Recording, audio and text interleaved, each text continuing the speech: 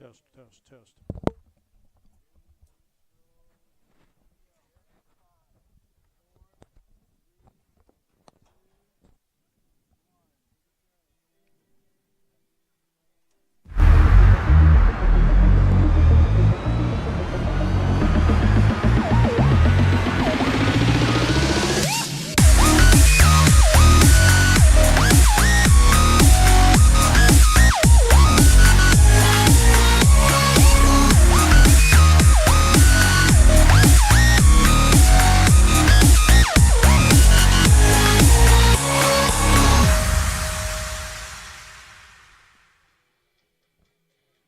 Hohokam Junior College Athletic Conference Game of the Week is on the air, and tonight from Ridge Stadium in Glendale, Arizona, it's the winless 0-2 Maricopa Mustangs taking on the 2-1 Gila River Hawks. Kelly Epley alongside longtime high school coach here in the Valley of the Sun. I'm Jeff Lowry, and welcome to football here tonight.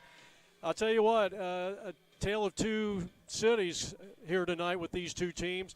Maricopa hit with the injury bug here early in the season, hoping to get well before their season is over. Gila River undefeated 2-0. They've won 7 straight in conference, in state, and it's going to be a tough night here for Maricopa. They're going to have to play almost a perfect game. Yeah, they got an hour of football to turn things around. They didn't play last week, so hopefully they get a little bit healthy taking that week off, but they're looking forward to trying to turn things around against the Gila River Hawks. Well, the team captains are coming out onto the field, and I think we were talking about it in pregame. One of the keys in this game, you look at Gila River's skill position players led by Jared Wilson. They have a lot of height. These guys can catch. And simply, Maricopa so far this year has struggled in the defensive secondary. Yeah, the Maricopa Mustangs start on their defensive back, Jordan Creer, number 3, Xavier Smith, number 20, Brister, and Dominguez at safety. And they're struggling a little bit in the last 2 games, and it looks like the Gila River Hawks, that's their strength, is their wide receivers. They're very tall, they can catch, they're very fast, and it's going to be a good matchup, but that's why they play the game. You got to turn around at some point, and tonight's as good a night as any. Well, we mentioned Jared Wilson has had an outstanding year. He's had offers, schools like Baylor and a couple of others, as the team captains come off to the field.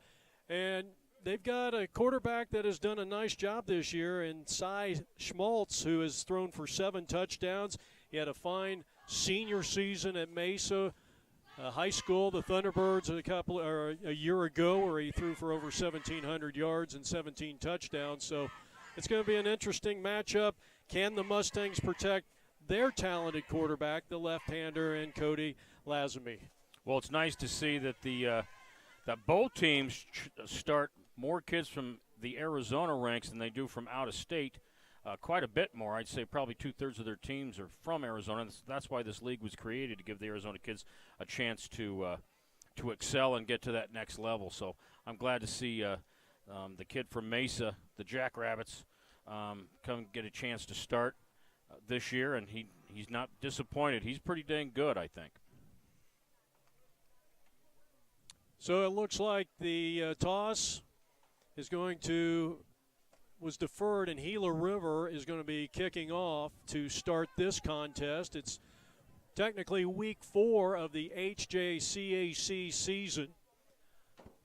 Maricopa has had losses so far this year to Papago 34-20 and Salt River 42-21, while Gila River has defeated Salt River 41-24 and Sonoran 37-21. So we're ready to go. Here's the opening kickoff.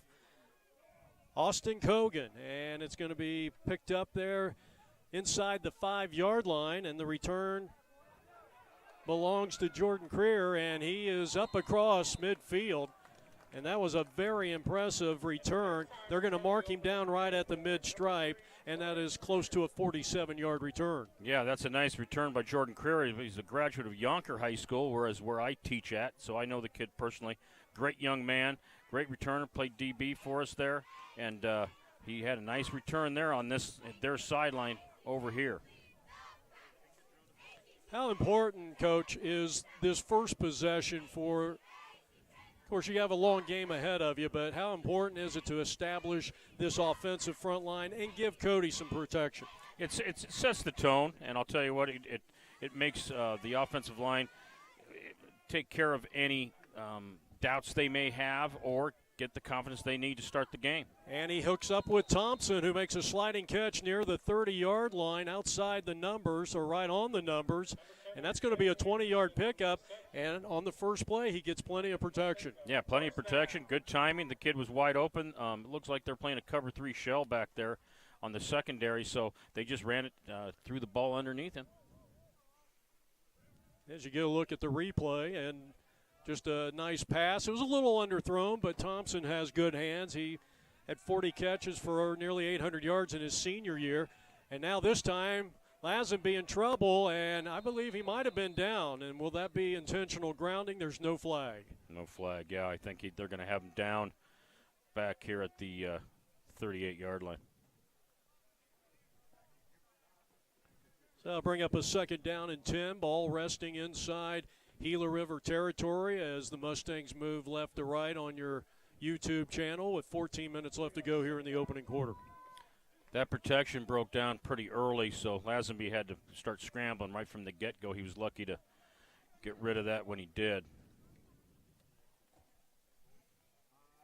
He's got Thompson in the backfield, and they're going to go to him. He was a late addition to the running game. They've had some injuries, and he is down to about the 35-yard line.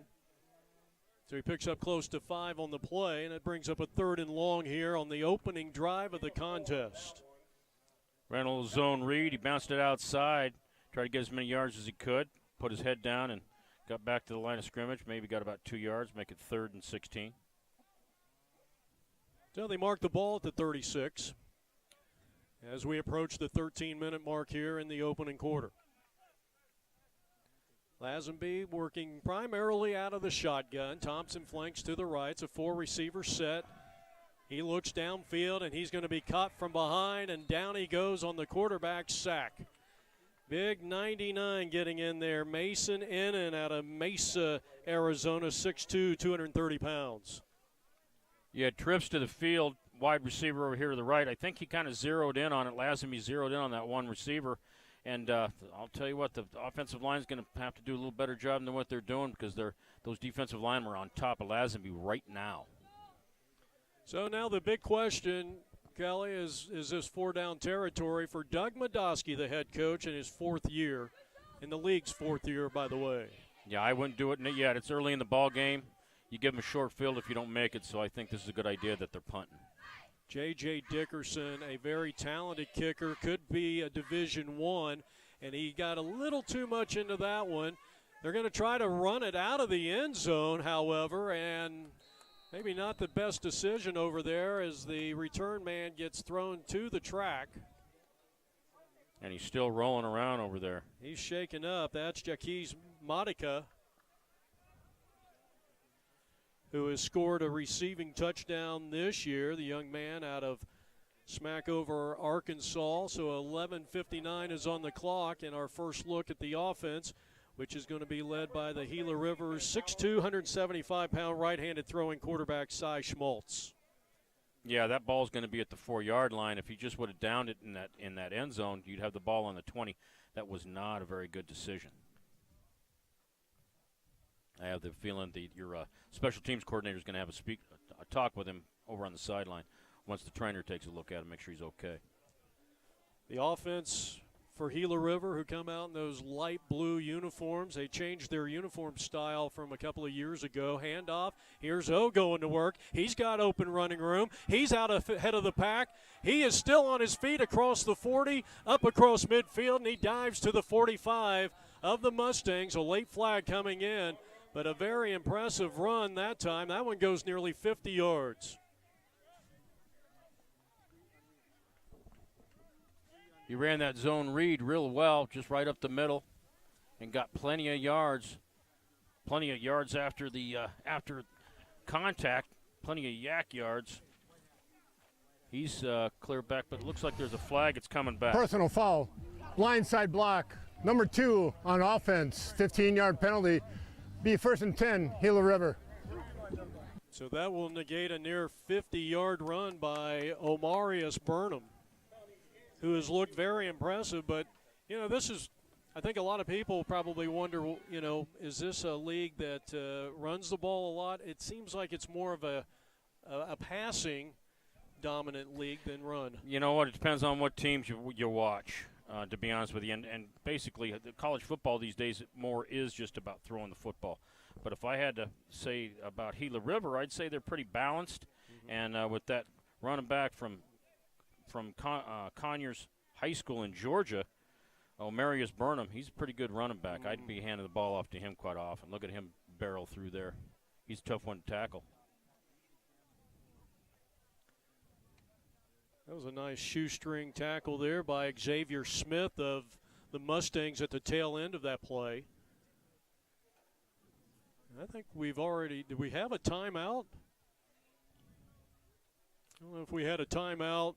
There's a stoppage in play right now, so I think it might have been a slight injury out there. Saw Doug Madosky going all the way out to midfield. So when play resumes, it will be 1st down and 10 from the 30-yard line, and it's a lot better situation for Gila River, who started this drive at their own 4-yard line. Dump it off to the near side, and that's Deathridge, who is going to pick up close to 5 yards on the play as he is going to be taken down by Jordan Creer of the Mustangs. You had a 3-3 front by the Mustangs, and they stunted their one outside linebacker, one inside linebacker to make it a 5-man rush. So he just got the ball out quickly.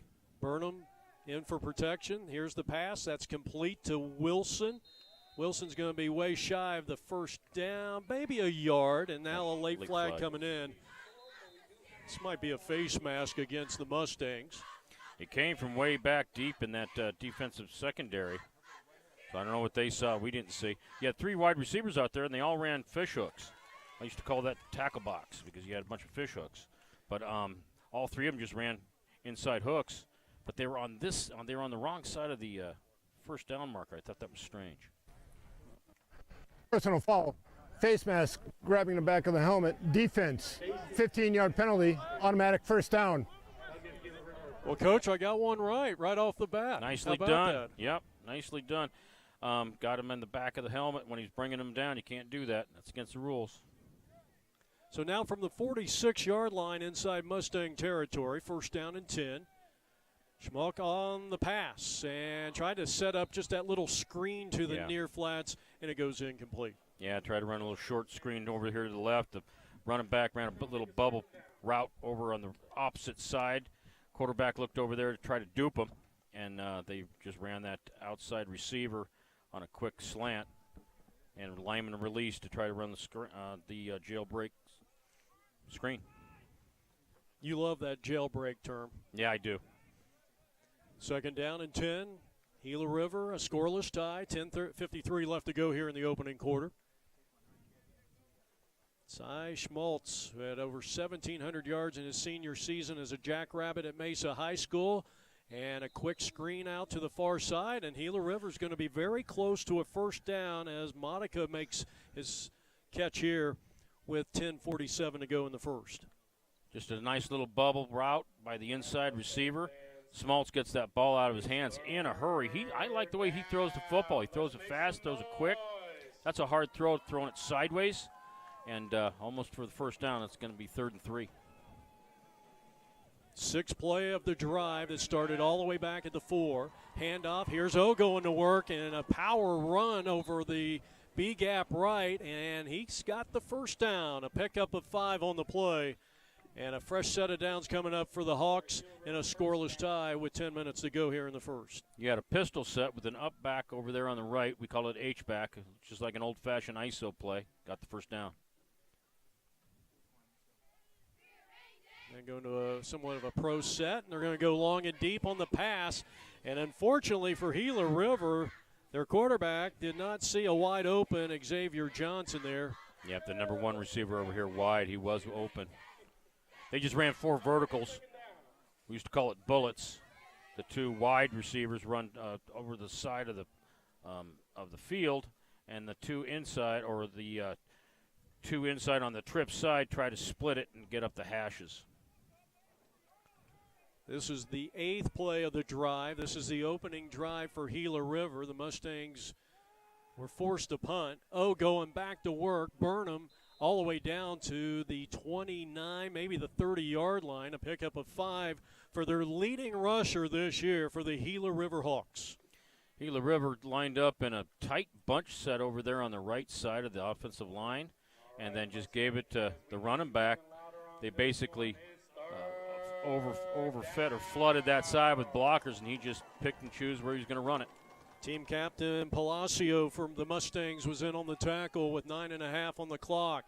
And now they try to run a little end around, and this time it was all Mustang defense getting into this backfield and making the stop. Great stop by number 31, Curtis Randau from Tolleson High School. They tried to run a stretch play with the running back, get to the corner. But number 31, Randau, wasn't having it. Nice loss. So they lose, 3 on that play, brings up 4th down and 8. They're going for it. 4-down territory for the Hawks, led by Mike Denny, longtime head coach in the Valley of the Sun. Here's the pass, and over the middle on a post route and into the end zone for the touchdown. That's Deathridge, Jake Deathridge, with his first touchdown of the season. And that one is going to go for 33 yards on the play. Little slant route by him, and to be honest with you, the defender had him tackled on the 15-yard line, but he didn't wrap up. He tried to just knock him down. Holding offense, number 58. 10-yard penalty, remains 4th down. So that will negate, a 34-yard touchdown pass play. Schmaltz was looking for his 8th touchdown pass of this young season, 2022. And kind of what I alluded to at the top of the broadcast, I think Gila River, they really have 4 outstanding weapons at wide receiver. Monica Johnson, Wilson, and the man that just scored the touchdown even though it got nullified on the holding penalty, and Jake Deathridge. Mustangs caught a break on that one, but now they just gave the break right back to him. That's going to be roughing the punter. That's not going to be running into the punter. It was a short punt, about 20 yards, no gain, but down and writhing in pain is Austin Cogan, who's had a nice season this year out of St. George, Utah. Personal foul, roughing the kicker. Defense, number 93, 15 yards from the previous spot. Automatic 1st down. Dylan Brown ran right over to him, almost ran into him, but then he put that elbow up and ended up hitting him right in the head, and I think that was why it was roughing and not running.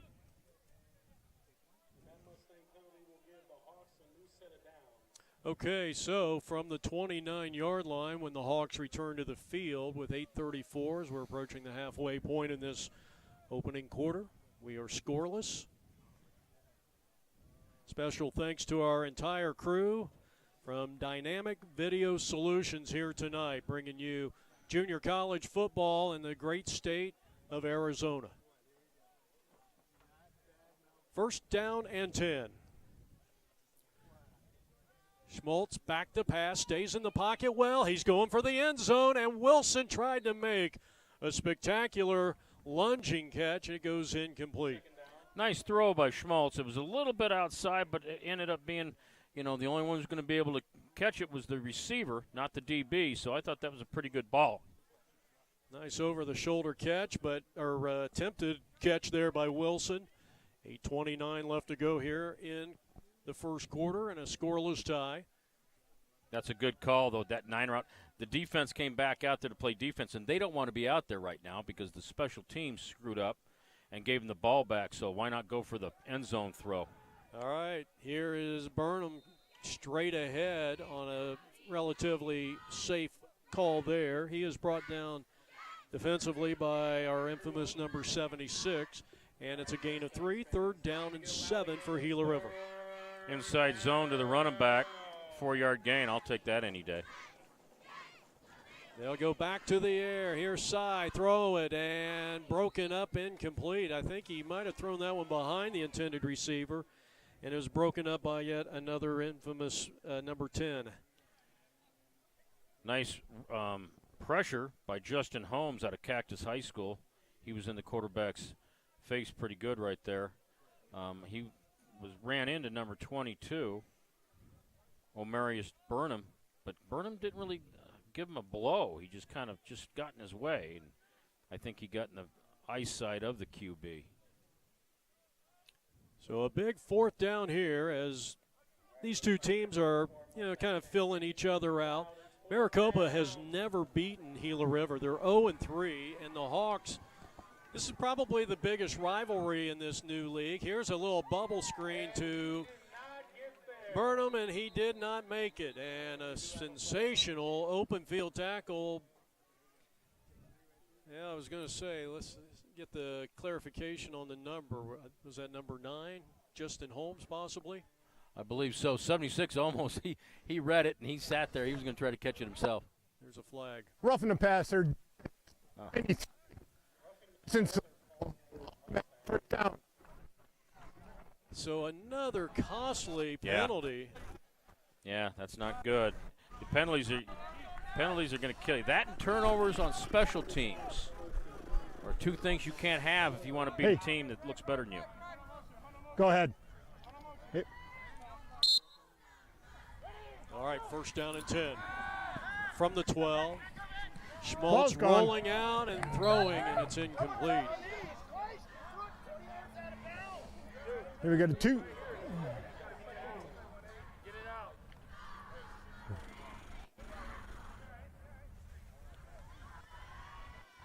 Second and 10, 7:47 left on the clock. Go ahead.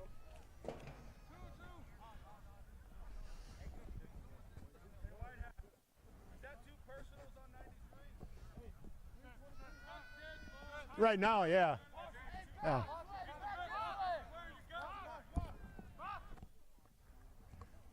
Second down and 10. Ball's gone. And here is a quick screen and battling, and into the end zone he goes on a tremendous individual effort by Monica. And Gila River is up 6-0 with 7:39 here in the first. Monica made a couple people miss, and at the very end. Tyler's got it. At the very end Hey, there, Tyler, hold on. he had to put his head down and get that Hey, ball is that in where you want the ball? On the goal line. Sounds good. Right-footed. 1, 2, 3, 4, 5, 6, 7, 8, 9, 10. All right, Austin Kogan. We're good. Yep.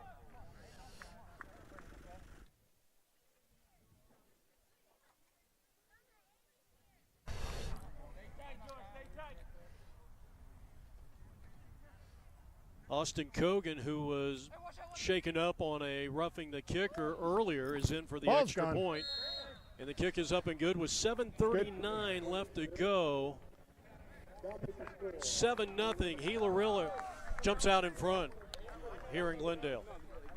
He's a very good kicker, and he's also their punter, which we haven't seen him punt yet. Do we have 5 fouls already? From St. George, Or is it Utah, 6? Point View High School. 5?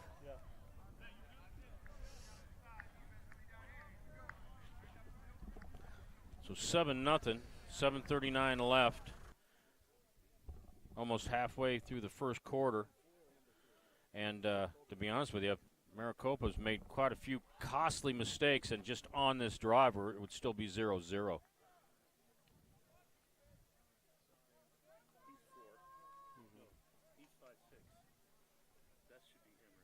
Okay.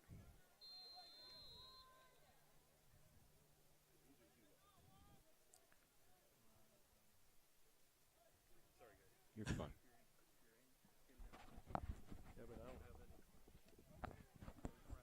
Got the kickoff to the 10-yard line. Number 2 takes it, Javon Scott from Peoria High School. He gets tackled right from the get-go, right there on the 12-yard line.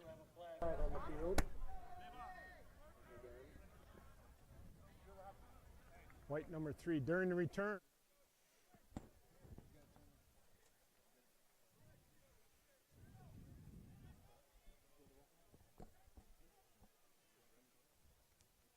Well, we're trying to clear up some audio difficulties there as we have 7 minutes and 35 seconds left to go here in the opening quarter. Gila River getting a touchdown from Monica, and that was the 8th touchdown pass this year by Gila River Cy Schmaltz.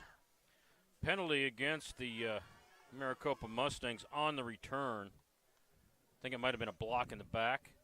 So instead of getting the ball on the 13, you're going to have 1st and 10 on the 10-yard line. Penalties right now are not something that Mustangs can continue to have and get back in the ball game. Well, it cost them a touchdown, obviously, and the only reason that they are down 7-0 right now.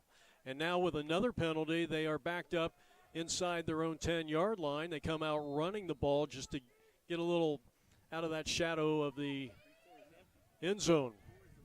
Right, you ran that inside zone to the left, but the quarterback or the running back did an outstanding job of cutting back and going all the way here to the right of the right tackle and getting a few yards, make it 2nd and 7.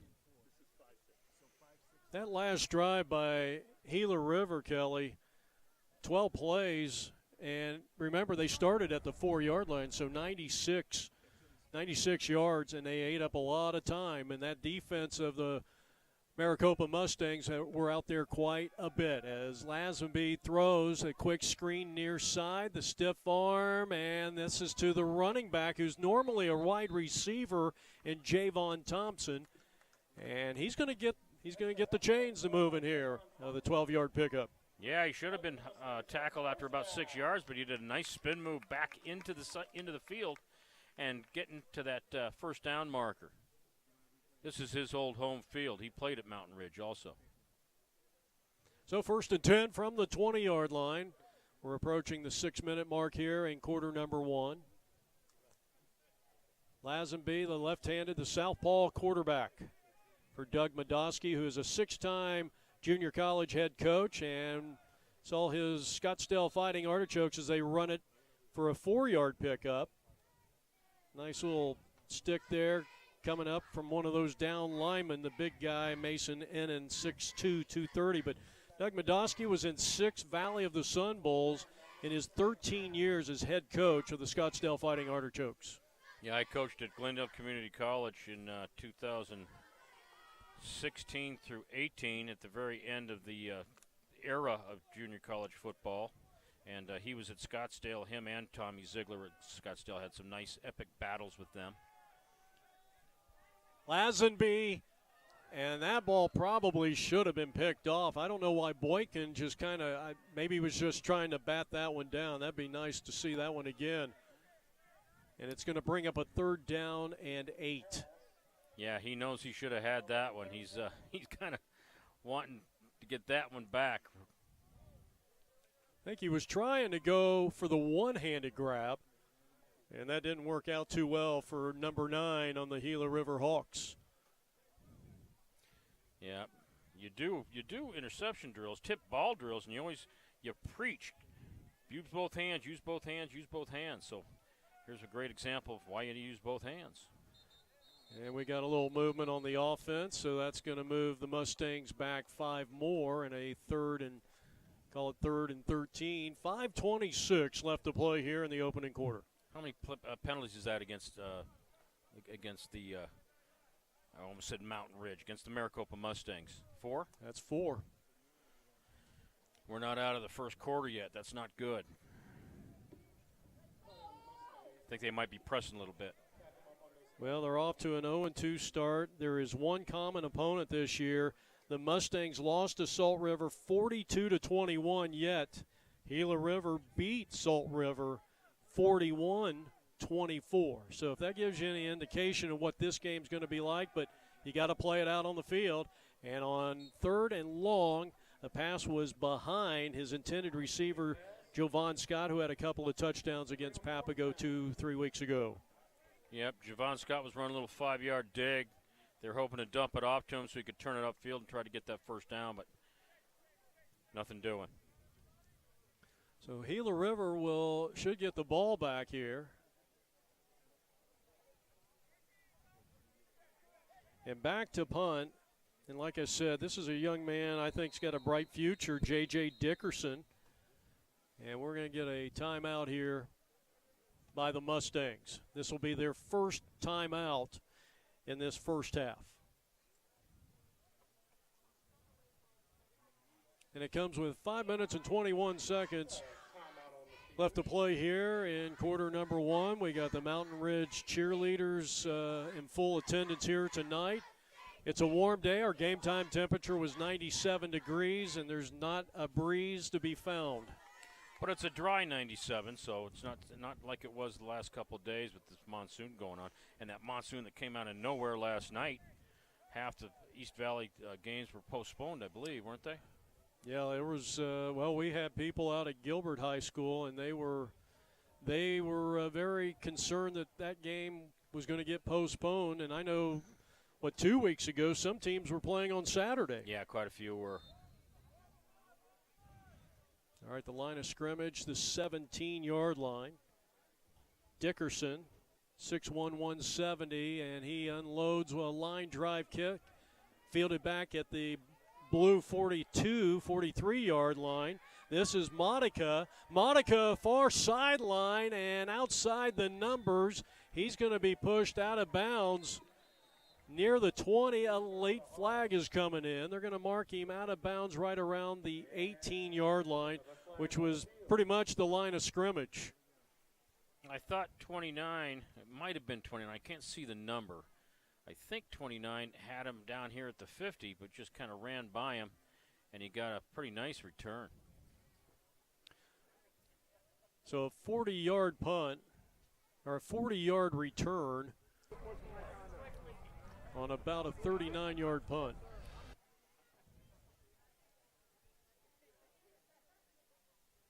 And sportsmanlike conduct going against Gila River. So that will push them out of the red zone at least. Right. That'll help.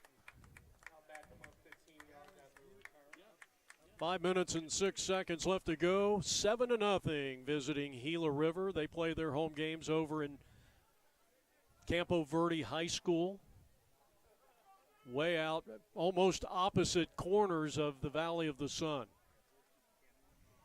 And Mike Denny, who spent a lot of time with the Basha Bears, and he was with those great Chandler Wolves teams, spent 8 or 9 years there. And I think he was with Guano and Ewan, wasn't he, when Ewan was the head coach there?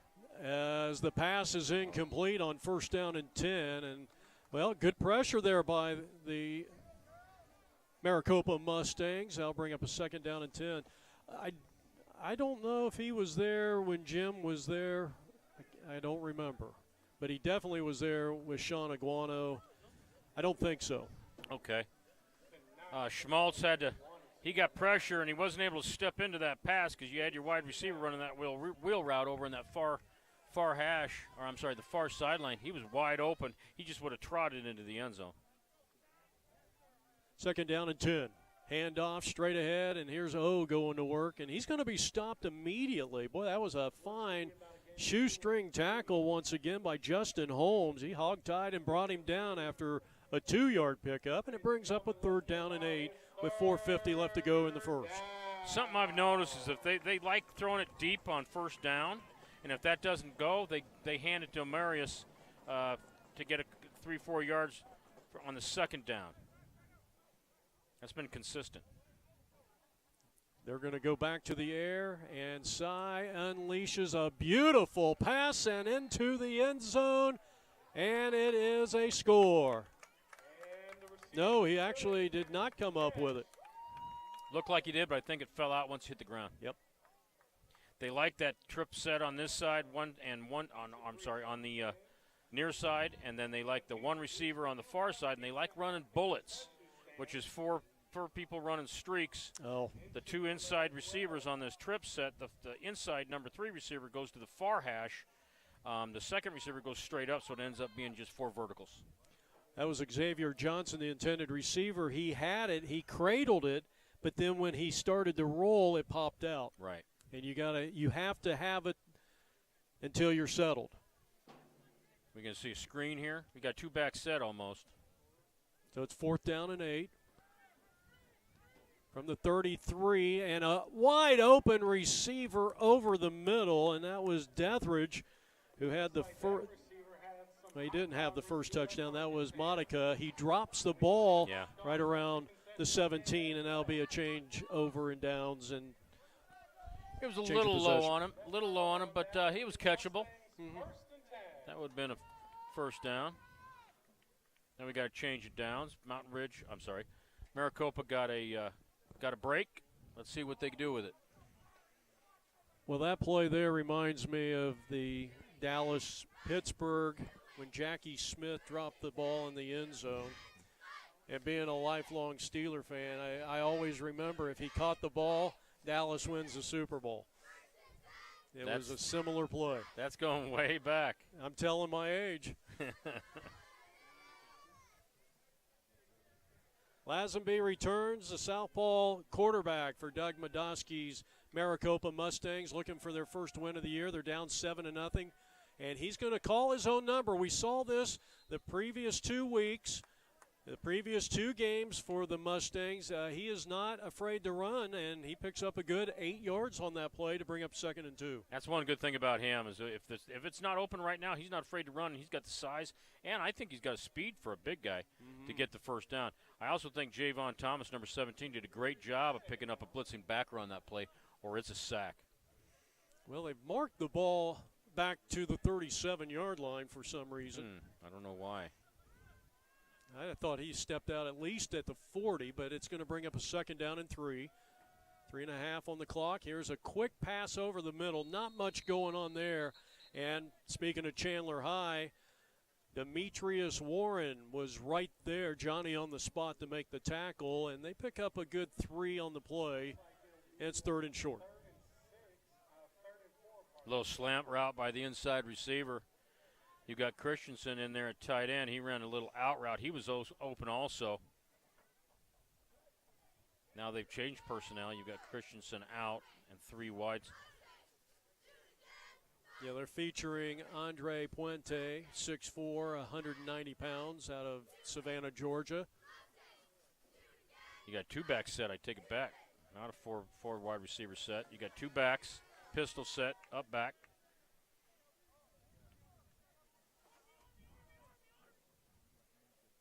Third down and 3. 8-man box. They expect run.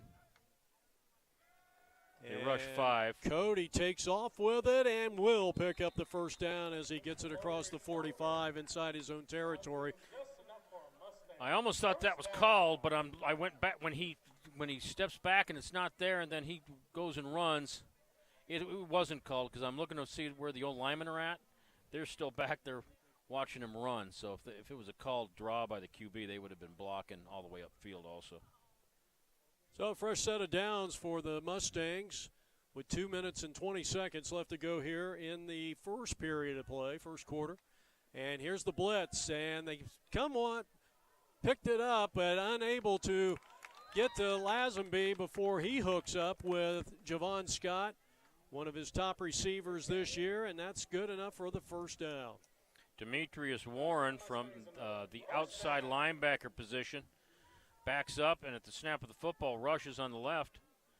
He's out of Tempe High School. He pressured the QB a little bit. QB just looked away and threw the quick out to the wide receiver. So it's a 15-yard scamper after the catch for Javon Scott. Played at Peoria, a Peoria Panther, just down the road here in the Glendale, Peoria area. Back to pass, Lazenby throwing long and deep, and he's had a man who leaped maybe just a little too soon, and it falls incomplete. Kateris Vaughn. I think I see what Maricopa's doing. Number 17, they're using him as running back, Javon Thompson. He's listed as a running back, but he's also 5'8", 150, so he can catch the ball. And they're motioning him out. They line up a 2-back set. They motion him out, go 1-back set, and throw in some verticals, trying to spread the field out laterally, and then they're attacking vertically. Intended receiver. I'll tell you what, that was actually really good defense. and they go back to Scott, and he is dancing, and he is not going to make positive yards on that one. First couple moves were good. He made one move too many. After that second one right there, and then he should have got vertical. One too many right there. Look at Freddie Goodson coming up with the tackle here. And the Mustangs are going to use their second timeout here in the first quarter, trailing 7-0, and a big play coming up here, a third. And it looks like they did give him a yard gain on the play, so it's 3rd and 9 coming up when play resumes. I'm impressed with the Gila River Hawks angles on their pursuit. If one guy misses, you got another Hawk right in your grill right now. So they're preaching running to the football until the play's over. Nice defensive angles by the Hawks.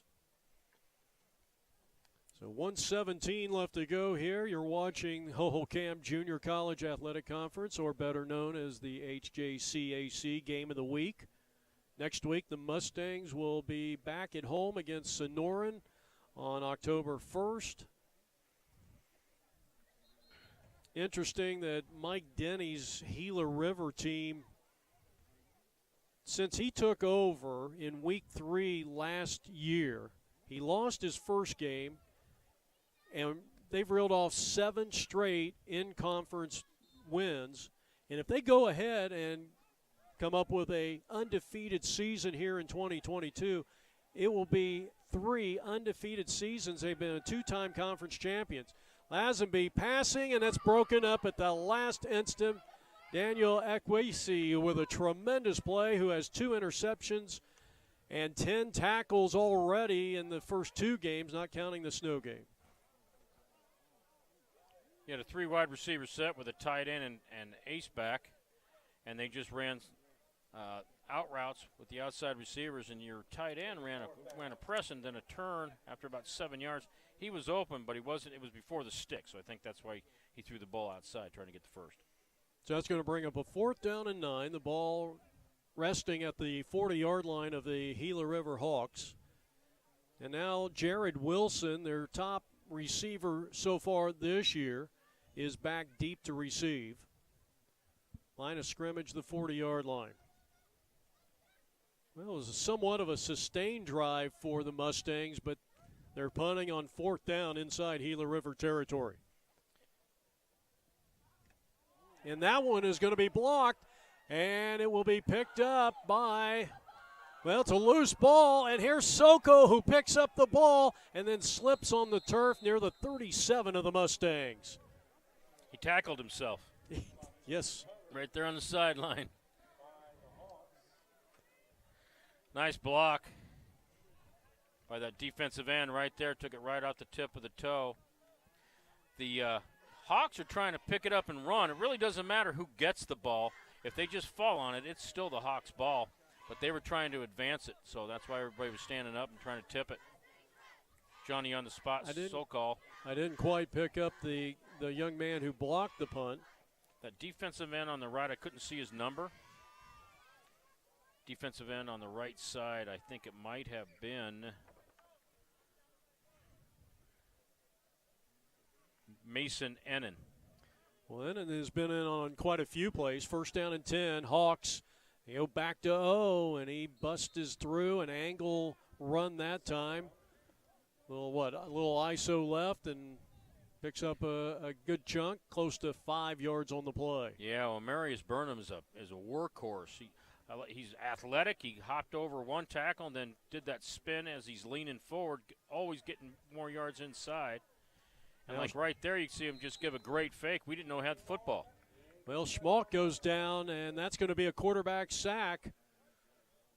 Nice job there getting in there. Andrew Palacio, one of the captains, in a 7-0 game. Well, I tell you, if Maricopa can kind of shore up these penalties, we might have a game. Right now, that's the difference. You're right.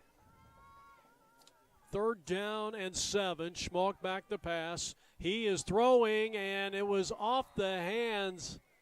Incomplete. It was off the hands of 57. You have a 57 on your other roster? No, I do not. I don't have a 51 or a 57.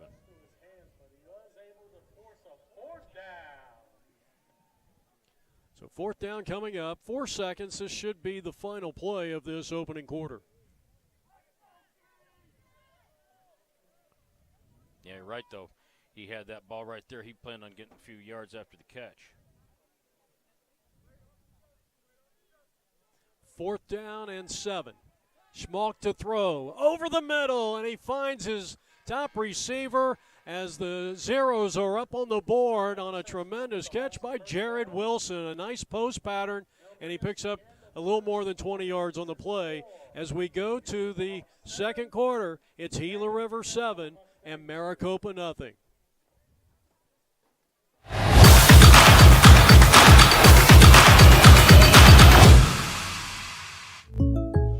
Jake from State Farm. I really want that personal price plan, so I'll admit it. I'm a bath bomb guy. Dude, you do not need to get that personal. The State Farm Personal Price Plan simply helps you create an affordable price just for you. For real? Who's ready for their jazz bath? No? Who is that guy? Jazz bath? Call or click to get a quote today. Like a good neighbor, State Farm is there.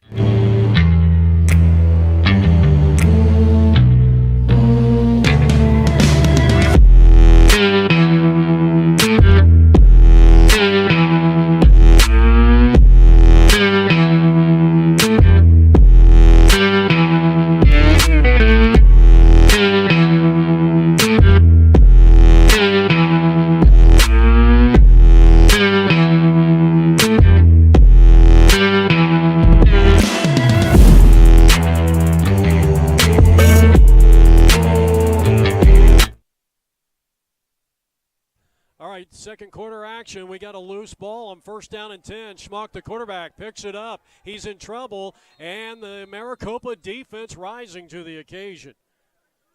Well, a swarm of Mustangs got in there, and that was big because it was 1st and goal to go from the 10 after that 24-yard pass play to the big receiver Jared Wilson to end quarter number 1.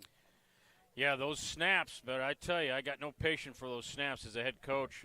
After the second faulty snap, I would get my quarterback underneath center, and I know that's just not today's game, but you lost 12 yards on that. It's now 2nd and 22.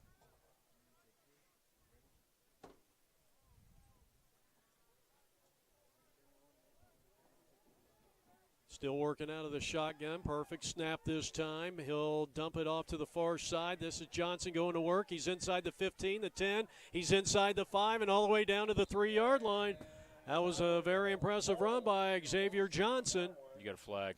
But a penalty flag, as Coach just said, it might be in the area of holding.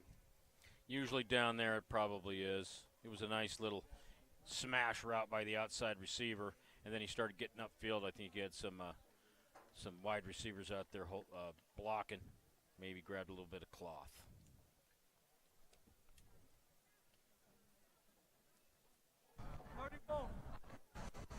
Hey. Right.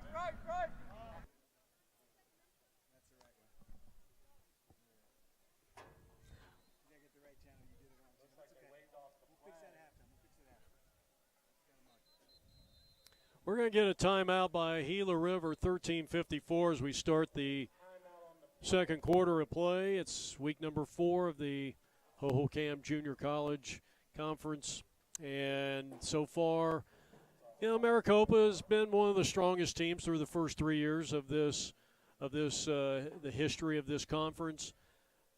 Interesting enough, as we try to promote this conference a little bit, Gila River has a very unique circumstance with Snow College, a team they played last week and lost mightily, but that's one of the big football powerhouses in the country.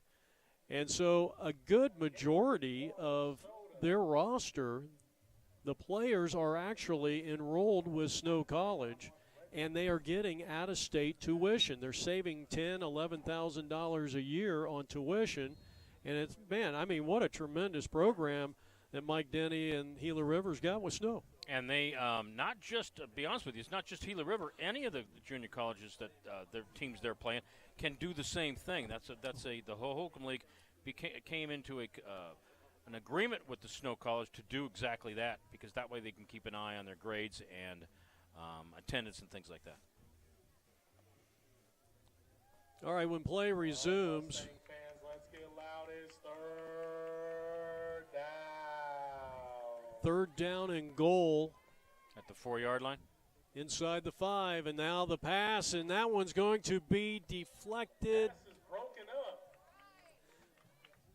Curtis Rondeau, 6'2", 195-pounder out of Tolleson High School, and that was probably a touchdown-saving play. Yeah, it was. It was a slant route by the inside receiver on Twins over there. He was open, but I'll tell you what, Rondeau did a nice job of getting his hands up and batting it out of the way. So they are going for it on 4th and goal from the 4-yard line. Little starburst underneath center. And one of the rare times the quarterback has been under center, and on play action he throws high and away, and it's incomplete. He was trying to hook up with Wyatt Campos, the 6'3" tight end out of Tucson, Arizona. They lined up, tried a little trickery, lined up in a running back set, run-laden set, then they starburst into formation, spread it out a little bit, faked the toss to the wide side of the field, and ran a naked over here on the right with one receiver running a corner route. Thought it might be a little early in the game to go for that. If you kick it right here, you're up by 2 scores. Now you're only up by 1, and I'll tell you what, Maricopa's got the momentum now. A couple big stops for them. If they can get out of the shadows of their own goalpost, because they're going to start with terrible starting field position at the 4-yard line.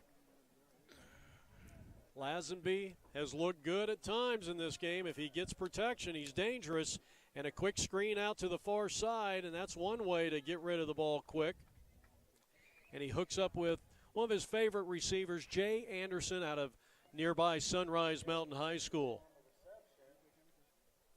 Just a quick freeze route to the wide receiver, get the ball out wide, let him get some yards, make the defensive guys make a tackle. It's as good as just a dive. It sure is, and now 2nd down and 4. Lazenby hands off, and Thompson gets positive yards on that play as he is wrapped up defensively by Keone Penne, and it's a 3rd and short. Little inside zone to the running back over the left A gap. Got about 2 yards. Now it's 3rd and 2.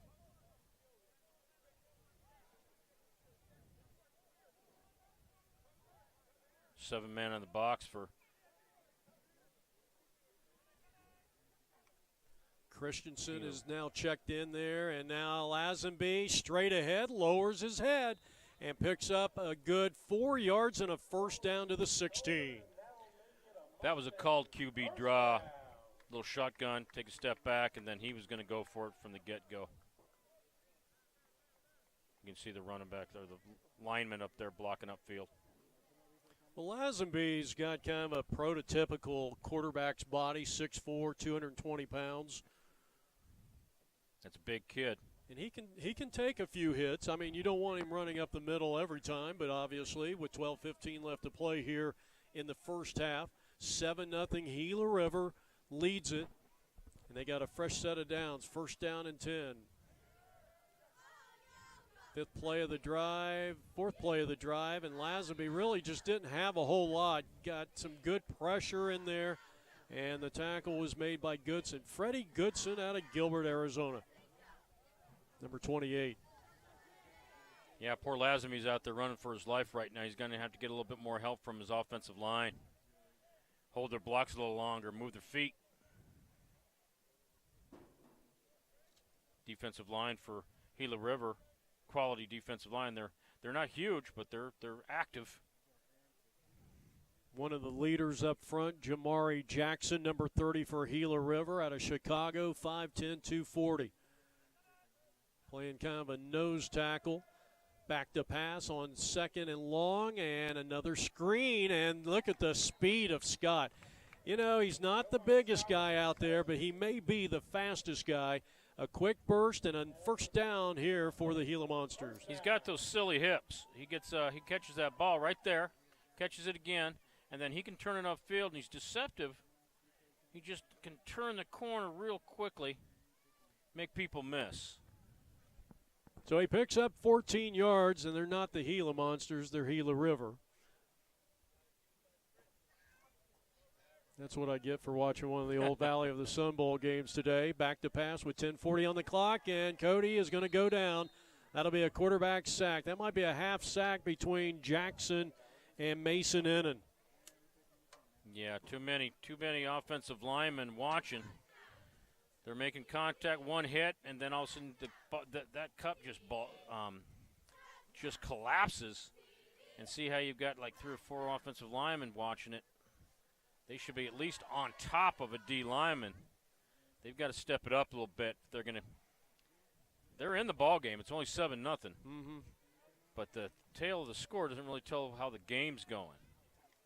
So now 2nd and 15 after a loss of 5. Bubble screen over the middle. And that'll get them a little bit of a chunk back. Tackle made by Gila Rivers 23, Jawan Nixon out of Tuscaloosa, Alabama. 3rd and 13. Picked up just 2 on the play. 4 wide receiver set. Double twins, both sides. 7-man box up front. Take that back, 8-man box now. Lazenby takes the high snap. He will rifle it to the far side. And the intended receiver, he makes the catch, and he's going to be about 4 yards shy of the line to gain. Nice catch, nice turn and run. See, the offensive line does a great job there. If you give him some time, Lazenby can find the receiver. That's Cole Schmel who makes the catch. That's his first catch of the day up to the 38, an 11-yard pickup. 4th down coming up here, and a big, big play for Doug Medoski's team, but you've got a lot of time left. There's still 9 minutes left to go here in this second quarter. And I think, boy, I'll tell you, this is a gutsy call. I'd be punting here, but they might be trying to get him to jump off sides. They got a 2-back set. If they are going to go, they're going to run it, which there it is. And they're going to keep it on the ground, and he didn't make it. He did not make it. What a fantastic defensive stand led by Marky Grasty. And you just can't ask any more from your defense. You got that goal line stand, and that's Freddie Goodson who came around the edge and hog-tied and brought him down. Yeah. They got in the backfield. And your front, they had nowhere to just – the running back didn't have anywhere to go, just try to run past that outside rusher because your defensive lineman up front moved the line of scrimmage backwards. So that was a pretty good job by all 4 D linemen. So Goodson and company. Short field. Doing a great job on defense. That was a 10-play, 34-yard drive. Set up the screen to Johnson, who makes the catch. He got a screen from his teammate in Wilson, and I thought maybe he was going to break that one a little bit. He picks up about 3 down to the 36-yard line with 8:26 left to go here in the first half. Lined up in the backfield and then ran that little bubble route, not screen, but bubble route. I'm impressed with the running or the blocking by the receivers. You could have probably called holding on number 3 from Gila River, Jacquez Modica, but they didn't call it.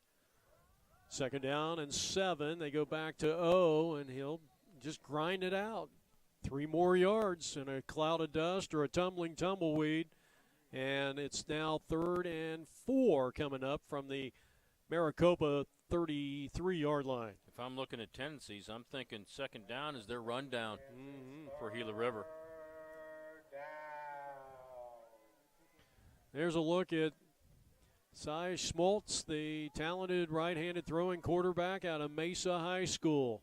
Threw for over 1,700 yards and 17 touchdowns in his senior year, and he hooks up with Wilson. It's good for about 7 or 8 and a first down. They'll mark the ball out of bounds at the 25. Maricopa's consistently rushing 5. 3 down linemen, 2 linebackers blitzing from different positions. That's more what I've seen than what I've seen in the past. They were a read linebacker set, rush 4, but they're getting a little more aggressive this whole night.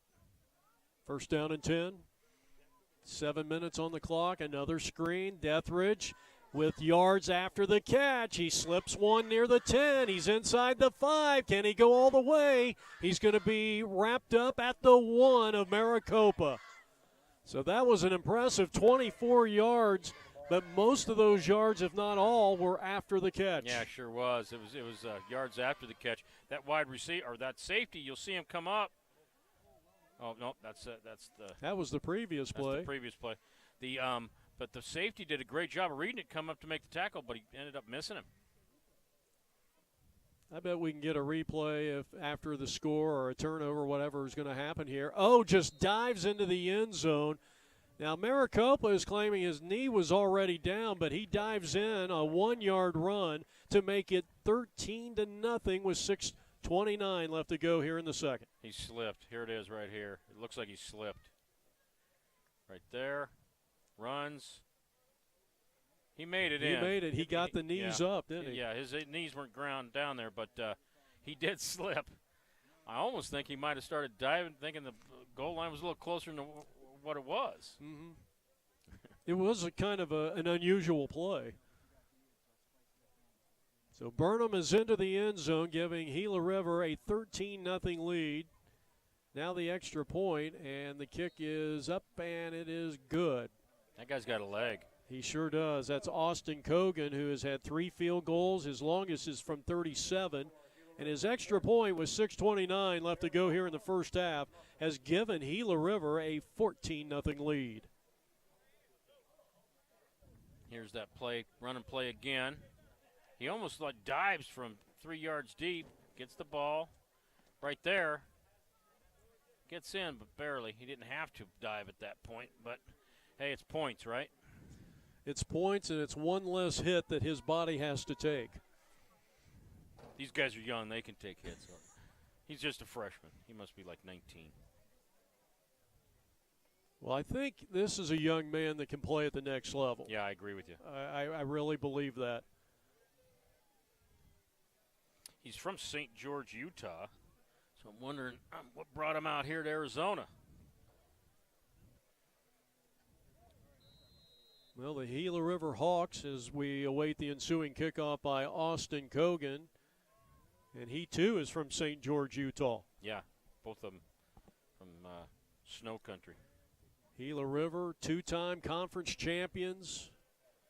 Papago won it last year, and Gila River might be the team to beat this year. What a special teams play that was by Ray-Jean Barkley. And, you know, and I heard you and Brett talk about the importance of special teams and working with Joe Kirsting all those years. And it, you know, a lot of fans don't realize just how important, 20% of the plays are special teams, give or take. And that was about as good as it got. Biggest momentum changers will be special teams. 2 games a year. That was a stat that Joe used to say. 2 games a year will either be won or lost by special teams alone. Mm-hmm. I've heard him say that on the air. We're talking about Joe Kirsting, longtime Hall of Fame coach at Glendale Community College, which is right down the street here. Also, the Arizona Cardinals play their home games not too far from here, just a quick trip down the 101. Just to give you some perspective of where we are tonight, we're coming to you from the Ridge Stadium. They've newly named that, I think, since the Medoski era, yeah. And interesting enough, Doug Medoski, we got a timeout here. And this is going to be their 3rd and final for Maricopa.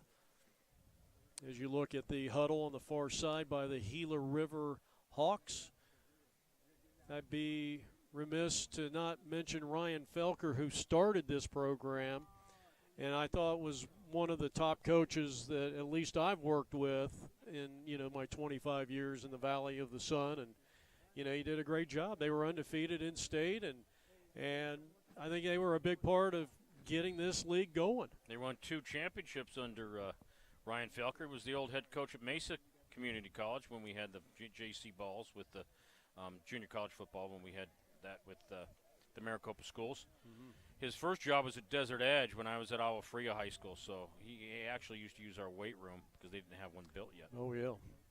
He went off to Garden City, or Garden State. Garden City. City, that's right. With Garden City, the Cowboys. Okay, I say it right. Here's the ground attack for the Maricopa. I just figured there was going to be a penalty on that one. He took him down a good 7 yards out of bounds. Nice run by Marquise Corley. Corley, outstanding job. He actually has been the starting running back, but then they put the wide receiver Thompson back there, and so this is going to be a little unnecessary roughness by Demetrius Warren. Mike got the face mask there. Right there.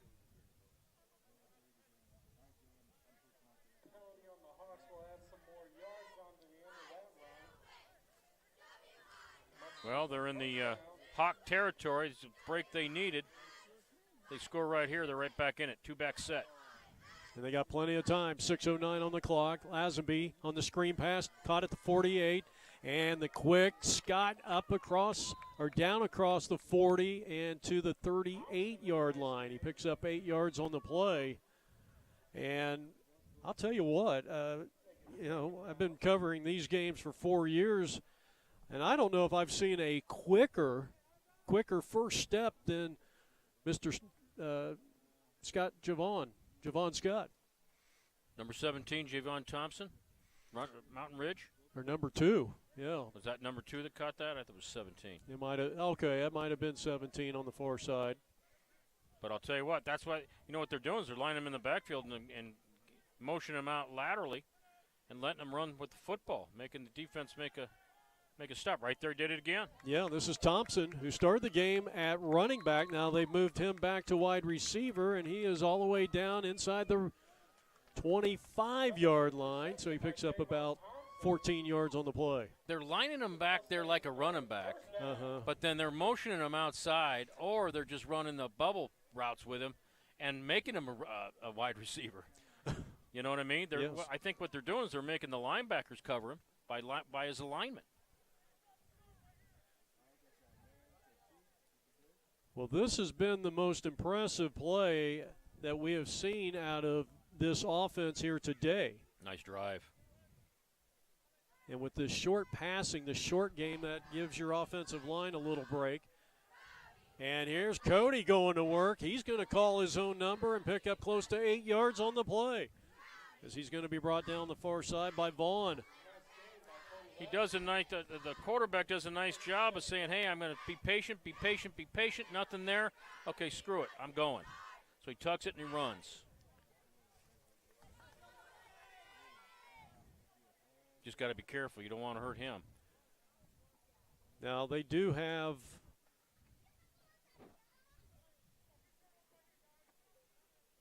Well, I was going to say they don't have a lot of depth on this team, talking about the Mustangs in general. They've had a lot of injuries here in the first half of the season. But I think the Mustangs' backup QB is probably going to be in quarterback number 15. Here's a handoff on the end around, and he's going to be in trouble. And he tried to make something out of nothing, and that was Javon Scott, 5'8". There's Javon. Being a little deceptive, kind of slowing up, baiting the defender a little bit. And then makes a little spin right there. Gets another yard or two. Good for him. Daniel would have liked to have made that tackle. That would have been something to brag about at halftime. With 3 minutes and 19 seconds left to go here, we're in the second quarter. Gila River has had a 10-yard touchdown pass from Cy Schmaltz to Monica, and then in the second quarter, Burnham from a yard out. And that pass was right there for the tight end, and that's Christensen. Yep. But I'll tell you what happened in that situation. I think the height of the offense and the defensive line, he didn't see the ball coming until it was on top of him. Right, and it came low. It came a little low. It was catchable. It was definitely catchable, but I think you're right. I don't think he saw it until, boom, it was past the lineman's head, because he had nothing but green grass in front of him, or turf, I should say. Not too much grass around these days. Well, Ridge Stadium looking awfully nice. I know when they opened up this stadium many, many years ago, it was grass. And a lot of the schools are now going to turf to, save water. We have a bit of a drought issue here in the state of Arizona. Just go up to Lake Powell or one of the lakes and you'll see it everywhere. So this is going to bring up 4th and 9. And JJ is in there, Dickerson, to attempt a 39-yard field goal. This would be tied for his longest this year. The snap is down, the kick is up, plenty of leg, and the kick is good. He got it. So a 39-yard field goal marks his career high at the junior college level, and that cuts it to 14-3. That was a nice drive that time by the Maricopa Mustangs. Nice drive. They get back on the scoreboard. 14-3, very manageable. If they can keep Gila River from getting any points in the next 2 minutes, 59 seconds, they can go into halftime pretty confident they're in the ball game. And it's anybody's ball game still. Well, Christensen is the long snapper. I didn't have a chance to tell about those players, and Isaac Matthews, the holder, for J.J. Dickerson. Christensen can pretty much do it all. He's the long snapper. He's a blocker, a pass catcher. He also, I know he played basketball in high school back at Ironwood. I think he was a state champion there. So he's pretty athletic. He can do a lot. He's got a lot of different talents. Yeah, 45, 6'4", 235-pounder. Like to see that offense maybe target him a little bit more. They tried on that one play, but on 3rd down, before the successful field goal by J.J. Dickerson to cut it to an 11-point deficit with 2 minutes and 59 seconds left to play here in the first half. And he unloads on this one. It's going to go into the end zone, and that will be a touchback. So from the 20-yard line, that's where they will start. Nice kick. You got the one single returner back there on the 2-yard line. So what you want to do as a kicker is send it down one of those hash marks and make that guy go chase it. But you also don't want to kick it out of bounds and give him the ball on the 35. So I thought that was nicely placed kick by the Gila River kicker. Well, and Jacaz Monica for Gila River, we've seen it on film the first 2 games. He's a dangerous special teams player. Yeah, that's true. Don't want to give it to him and not make him move, Yeah. First down and 10 from the 20-yard line, 25-yard line, excuse me. And a quick handoff. That will go for about 3 yards, and that back to the workhorse in Burnham, Omarius. You had 6 men in the box, 3 down linemen, 3 linebackers, and it was an easy call. Run the football. If you're going to put 6 in there, run it. Well, you've actually picked up 4. Side throwing and a spectacular lunging, diving catch by Jared Wilson at midfield, 20 yards, and a Gila River first down. You got to keep him out of the end zone. In order to do that, you've got to make him use up the clock, so you can't give up big plays like that. Did I tell you this guy can play in the pregame? Yeah. I think he might be the premier receiver in this, and he's almost built like a tight end. He played at Mesa with the QB, I think, didn't he? Well, they go to a screen play here, and Monica is going to get hit behind the line of scrimmage. And a nice job there snuffing that one out. 15 leading the charge. Palacio, who I think is one of their top defensive players. So now that you mention that, I'm looking, and I see that the QB, Schmaltz and Wilson, are both from Mesa High School. Head coach there's Chad DeGrenier, and he knows quite a bit about the passing game. He won a state championship at Cactus Shadows back in 2007. So a loss of 5 on that last play, and they're going to lose a couple more here, and that might be a live ball. That came up. The whistle is going to be blown. Good defense by Justin Holmes, heads up play. I didn't hear the whistle, did you? It was a very late whistle. I didn't hear it until he was past the 40 and heading to the end zone. So it's going to be called a pass reception. and Monica loses a few more yards, so he's lost like 8 yards on the last 2 catches. Okay. So you've got 3rd and 16. Don't give up the big play here. Make him punt. And sure, you got enough time to get down there and get some points on the board. And Sy is going to the air, and that ball should have been picked off near the 40-yard line. Oh, he was thinking about running. Right when it hit his fingers. Jordan Creer. Poor Jordan. Creer hit his fingers. Now watch him start looking forward. Right there, yep, he thinks he's going to run. Oh. He absolutely turned his head. Oh. Okay, now you got to get that out of your mind and get ready to play some defense. Don't give up something silly. Well, now you're facing a 4th down from your own 46-yard line, 4th and about 17 here. You got Javon Scott deep. See if he can make some magic here. And he is very elusive. So let's see how they handle this. This is Austin Hogan. And a great idea. That is a high towering hang time punt that's going to be fair caught at the 19-yard line. So outstanding punt. Nice and high. Get your defenders down there. Plenty of time. Get your defenders surrounding the returner. That's why you had to fair catch it. So a 35-yard punt for Austin Cogan and no return. That was just a really, I mean, you probably would like to pin them back a little bit further, but in this situation, I think that was the ideal punt. Yeah, you just don't. Yeah, that's a great, outstanding punt because you didn't get any return on it, and that's what you really want. They've actually moved it up to the 20-yard line, so it's 1st and 10. So it was a 34-yard punt if you're keeping score at home. Well, can Glendale put some points up on the board with 37 seconds? The only thing, Coach, in these situations, you see it so many times, you know, there's a little anxiety. You don't want to force anything, and you certainly don't need a pick six or a fumble recovery for a touchdown here. Lazenby drops back, and he is going to be sacked.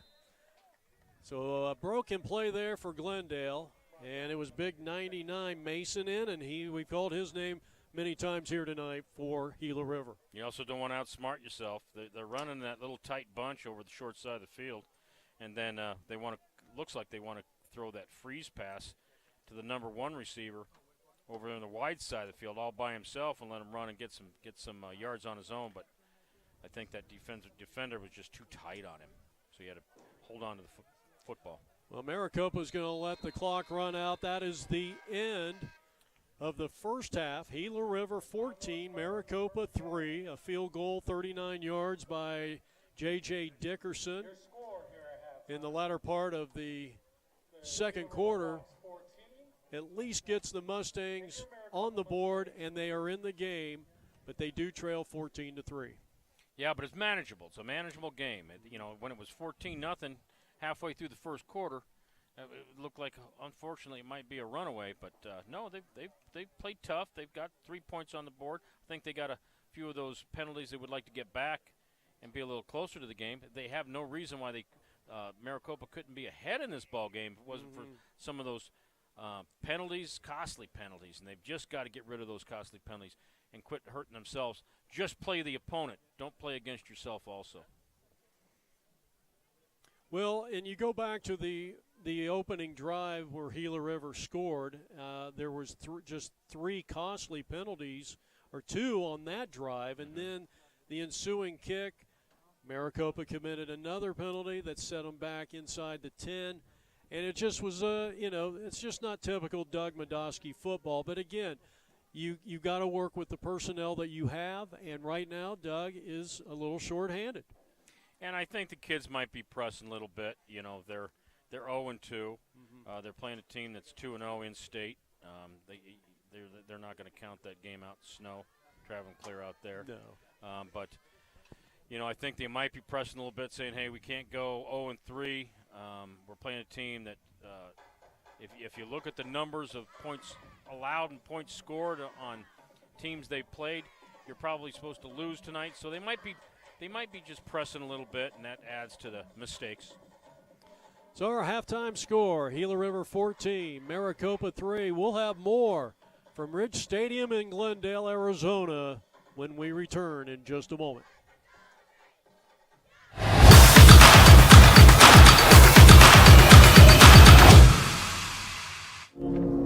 This is the letter I've been telling you about. This letter is for you. From what I hear, you're supposed to be the next Tom Brady. What I'm about to say is important. Never let them call you the next Tom Brady. When they compare you to the GOATs, tune it out. When they say you're a 6th round draft pick, store it away. Compare yourself to nobody but the kid in the mirror.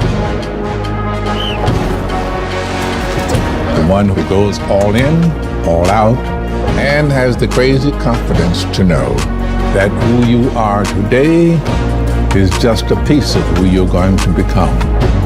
This letter's for that you, the one no one will see coming.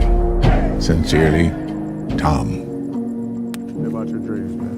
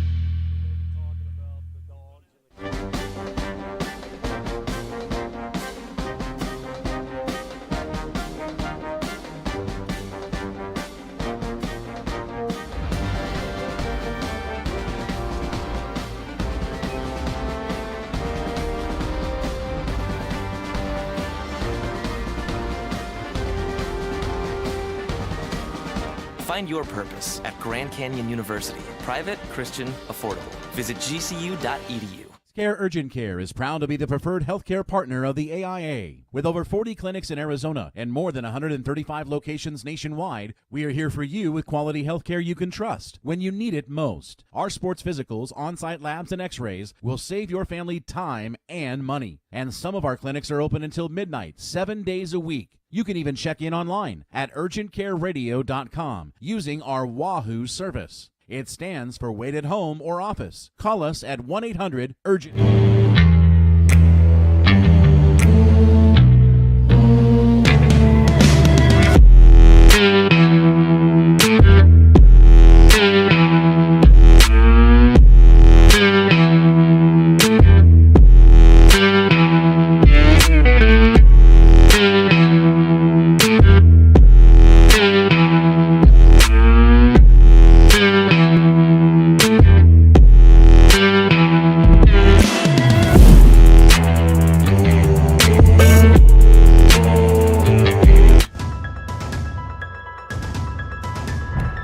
Inside us all beats the heart of an athlete, determined to succeed.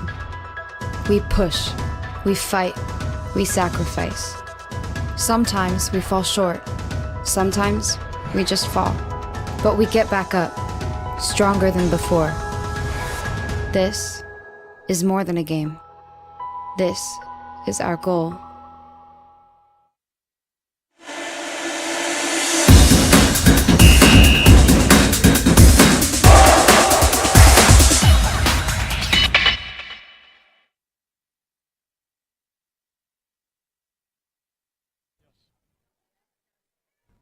All right, welcome back here to Ridge Stadium. We're in Glendale, Arizona on the campus of Mountain Ridge High School. Kelly Epley, I'm Jeff Lowry. So glad you could join us for week 4 of the Junior College schedule here in Arizona, and a 14-3 lead for Gila River. They got out to a quick start. They got the touchdown on their first drive and really have been in total control of this game. But Maricopa, who has struggled mightily this year, coming in 0-2, still very much alive in this contest. Yeah, when Gila River scored 14 points right from the get-go in that first half of the first quarter, it would have been real easy for those guys to give up and say, okay, here we go again.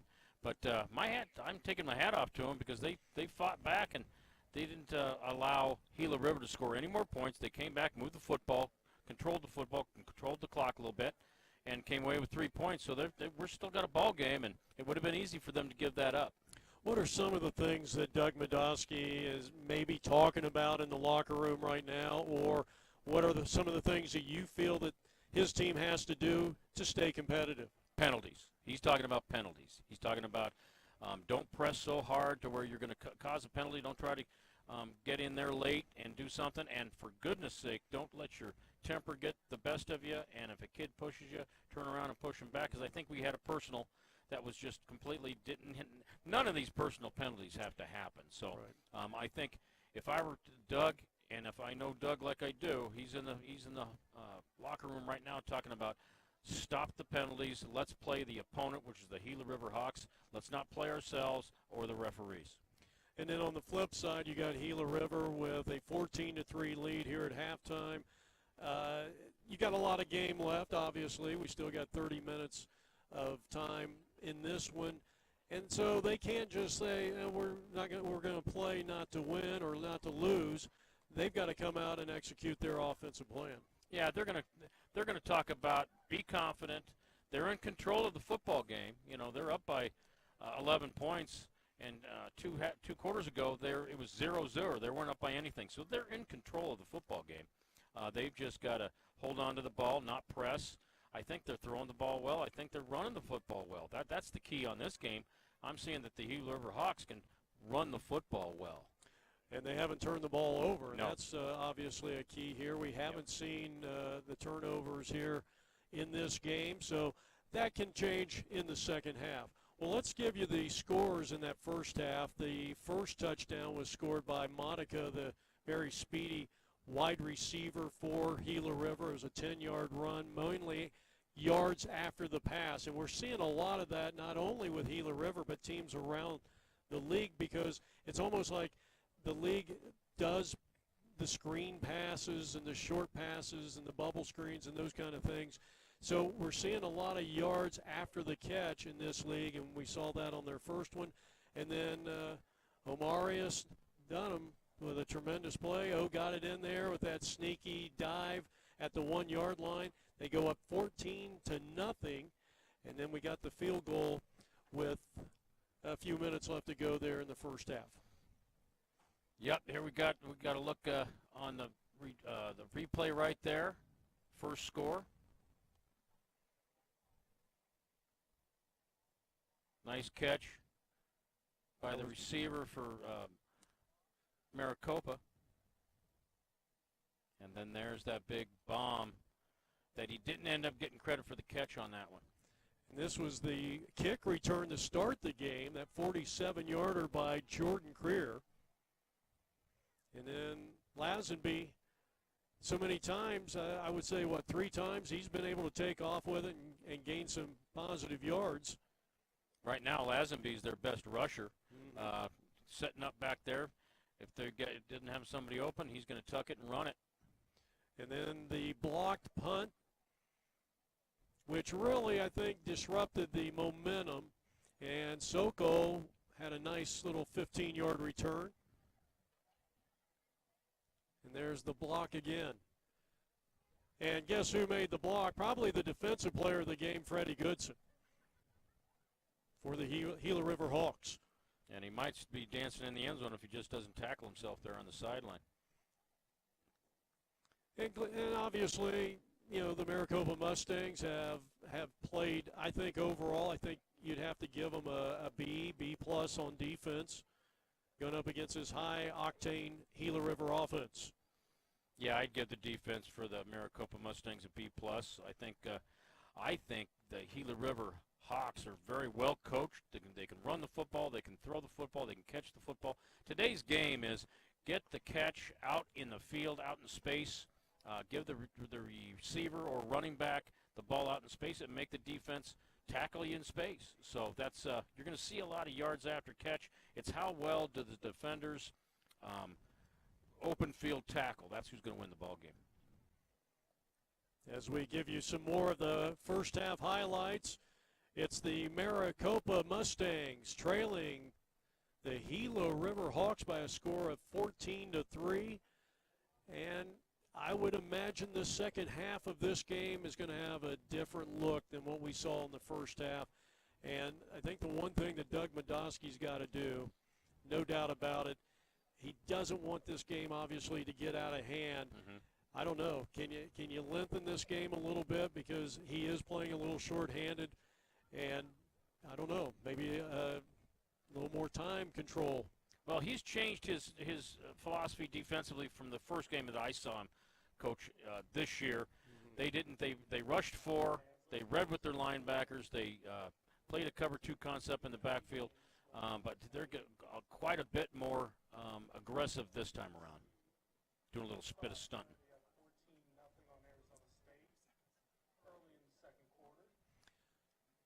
So we're at halftime here. Gila River coming in undefeated in state, 2-0. They got a 2-1 record overall.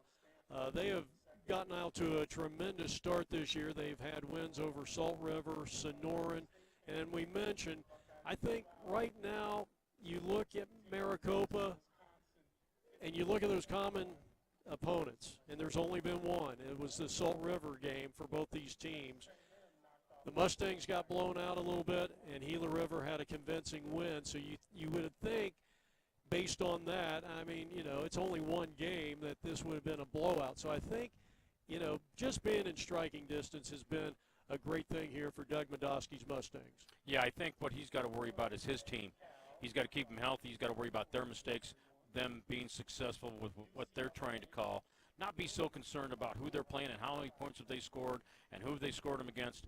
You want your team to play your game. You want your kids to play without penalties and without mistakes. I think if they take care of that, they're going to be just fine.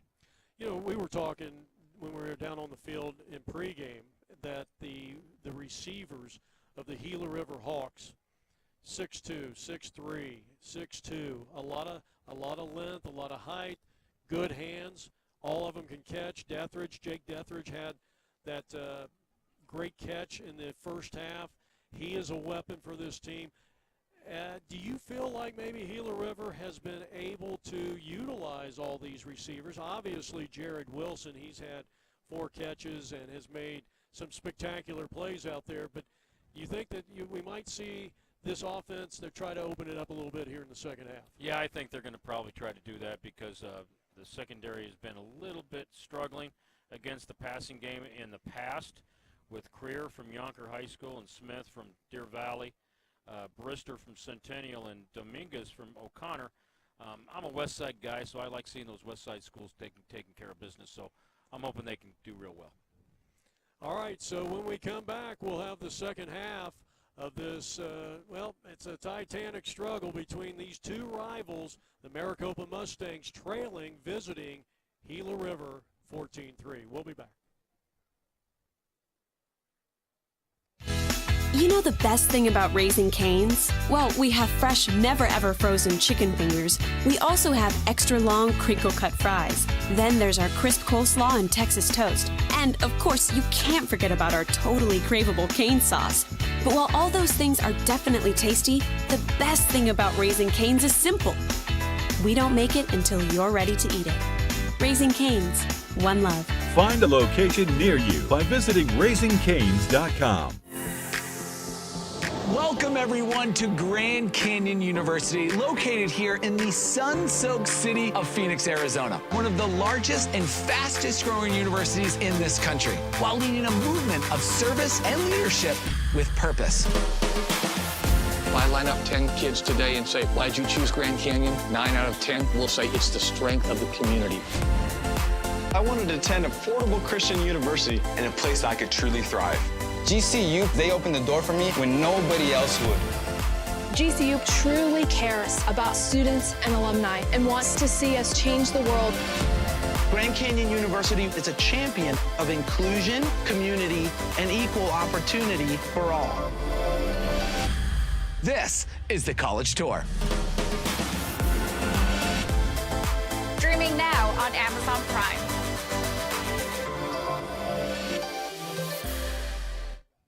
All right, welcome back here to Ridge Stadium on a very warm evening for junior college football. Let's send it down to Aberdeen, who had a chance to catch up with Gila River Hawks head coach Mike Denny.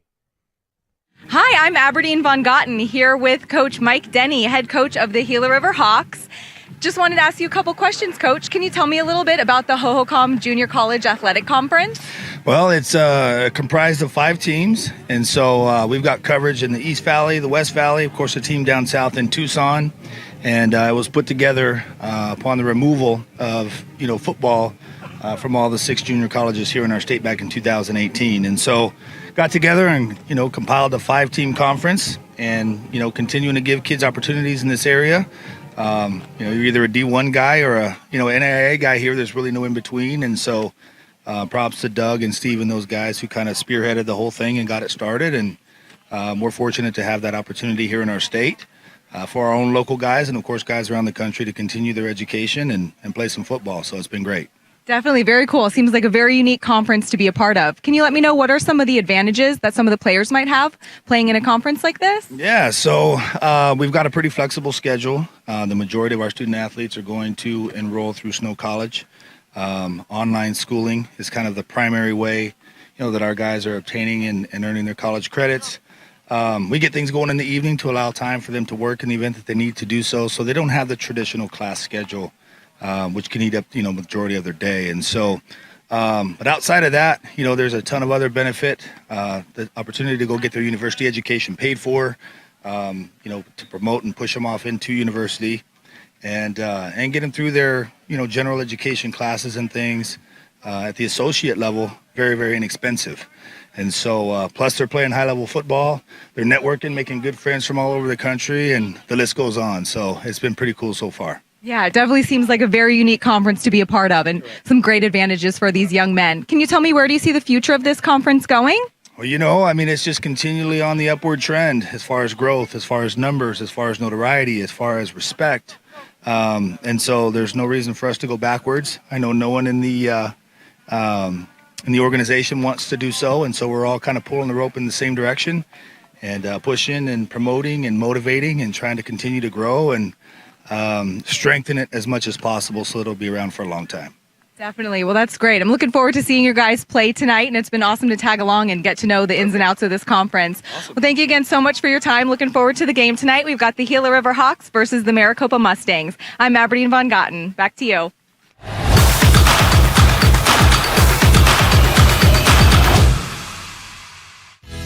You know the best thing about Raising Cane's? Well, we have fresh, never-ever frozen chicken fingers. We also have extra long crinkle-cut fries. Then there's our crisp coleslaw and Texas toast. And, of course, you can't forget about our totally craveable cane sauce. But while all those things are definitely tasty, the best thing about Raising Cane's is simple. We don't make it until you're ready to eat it. Raising Cane's, one love. Find a location near you by visiting raisingcanes.com.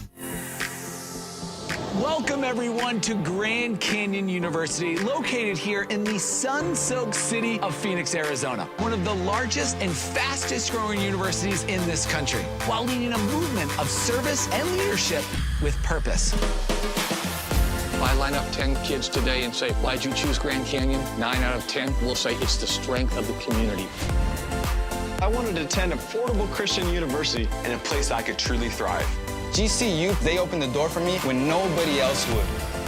GCU truly cares about students and alumni and wants to see us change the world. Grand Canyon University is a champion of inclusion, community, and equal opportunity for all.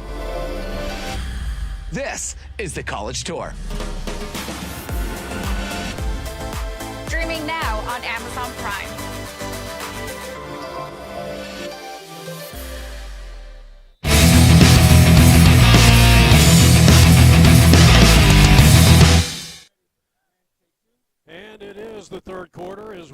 are back here at Ridge Stadium in Glendale, Arizona. 14-3 lead for the Gila River Hawks. Undefeated in conference play at 2-0, 2-1 overall. They lost to 8th-ranked Snow, a powerhouse football team up in Ephraim, Utah last week. And now the opening kickoff to the second half, a squib kick fielded back at the 12-yard line. And here is Gila River. Tollett off to the races inside the red zone and all the way down to about the 11-yard line. Close to 80 yards on the return for Stephen Tollett Jr. That one's coming back. We got a penalty out here on the, I think, the 48-yard line. Right around the 40, about the 41. 41. Yeah, there it is. I see it. Well, they kicked away from the dangerous Monica, and then Tollett says, well, look what I can do. Young man out of El Dorado, Arkansas, in his second year with the team. Yep, you got holding against Gila River. That's going to bring it back to the 30-yard line. That's quite a bit of difference on field position.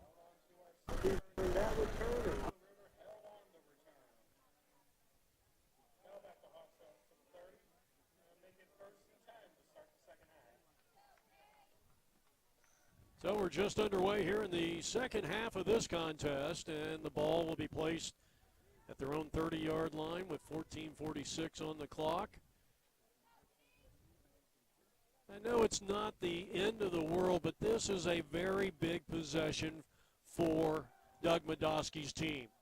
They come out running the ball, and they'll pick up about 5 on the play as they go back to their top running back in 2022, and Omarius Burnham. That offensive line for the Gila River Hawks is massive. They're big. Number 77, Hunter DeZugas, 6'2", 280 out of Gilbert High School, is playing right tackle.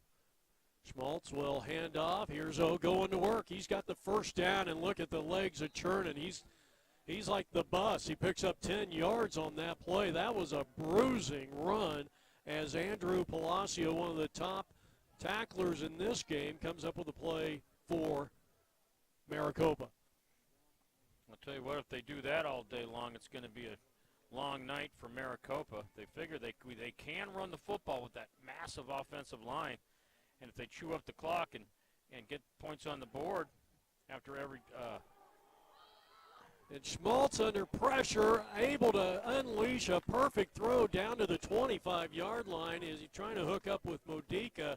And right there, step for step, outstanding defense by Jordan Creer. Jordan Creer, that ball was caught. Jordan Creer did a great job getting the hand in there and stripping that ball out. That's a big-time play by a big-time corner. Hey, hold up, QB.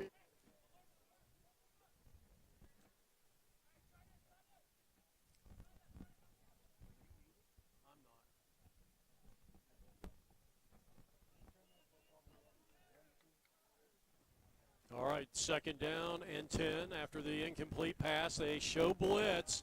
That was a corner blitz, and the good job right there in the middle by Curtis Rondeau and company for the Maricopa Mustangs, and they thwarted that run right away. Yeah, you had a little what I call fog. You had a guard pull and kick out, and then you had the up back over there and turn it upfield. But you got some penetration by the defense of Maricopa. Number 31 did an outstanding job screwing that play up.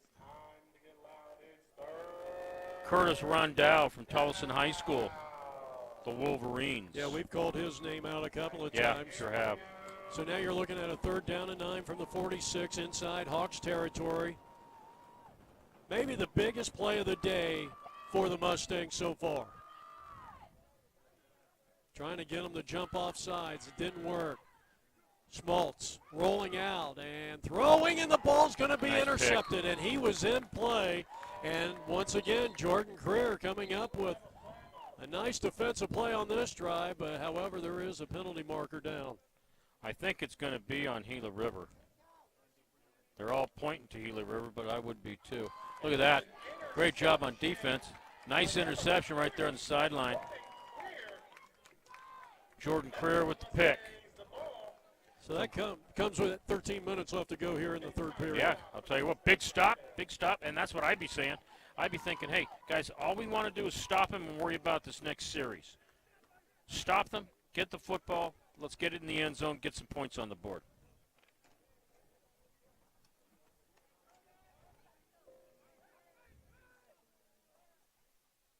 .06 left to go here. Third quarter action.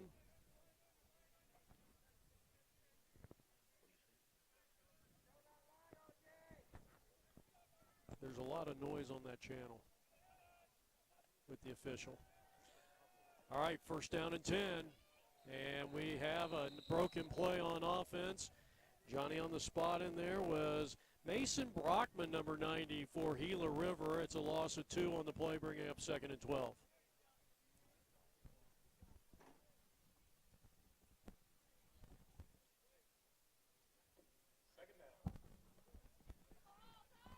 That'll bring up a 2nd down and 12 with 12 minutes and 37 seconds left to go here in the third period. Gila River got a score in the first. Modica, a 10-yard touchdown reception from his quarterback, Cy Schmaltz. And then in the second, a nice sustained drive ended on a 1-yard run by Omarius Burnham. 2nd down and 12. And they get it out to the tight end, and he's going to pick up about 5 on the play. Nice catch by Christensen out there in the flat. Then getting upfield, rumbling for another 5 yards, make it 3rd and 7. Maybe 3rd and 7. You got a cover 3 look back there. It's a 4-4 front, and you got a cover 3 secondary look. They're throwing it laterally. Make those outside linebackers tackle the biggin, number 45. So Christensen gets them into a 3rd and somewhat manageable 3rd and 8 as they try to get plus territory here. They're at their own 48-yard line, and Cody Lazenby, the talented left-handed quarterback, out of shotgun, and he gets it over to Scott. He dances at the 48 and then shuffles his way up to the opposite 48, a gain of 4, and it's going to bring up 4th down. So again, another big play here for the Mustangs in this game. Gila River lined up in a 4-man front, 4-4, and they showed a linebacker blitz, but they backed him off, and they just umbrellaed everything behind. Cover 3, and then those 4 taking care of mid-ranges, saying, okay, we're going to give it to you underneath. You're going to have to run past us, but we're going to tackle in the open field. I think they're pretty confident about their open field tackling. And this is one of the things I was mentioning at halftime, Coach, is that they're eating some clock here. If they can pick up a 1st down, that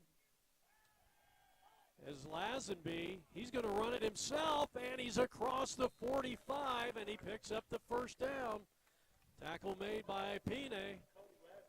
Lazenby can run vertical. He's got a great field presence. If the receiver isn't open and he gives it a shot, but then if it doesn't, he's going to tuck it and run it, and he does a nice job of following his lineman and figuring out where the hole's at. So he turned that 1st down himself. So it looks like they're going to go with a 3-receiver set to the near side. 87 at the bottom of the screen is Puente. Scott, the speedster, in the middle. And then you got 85, Cole Schmel, in the slot. That last 4th and 3 was a gutsy call by Ziegler.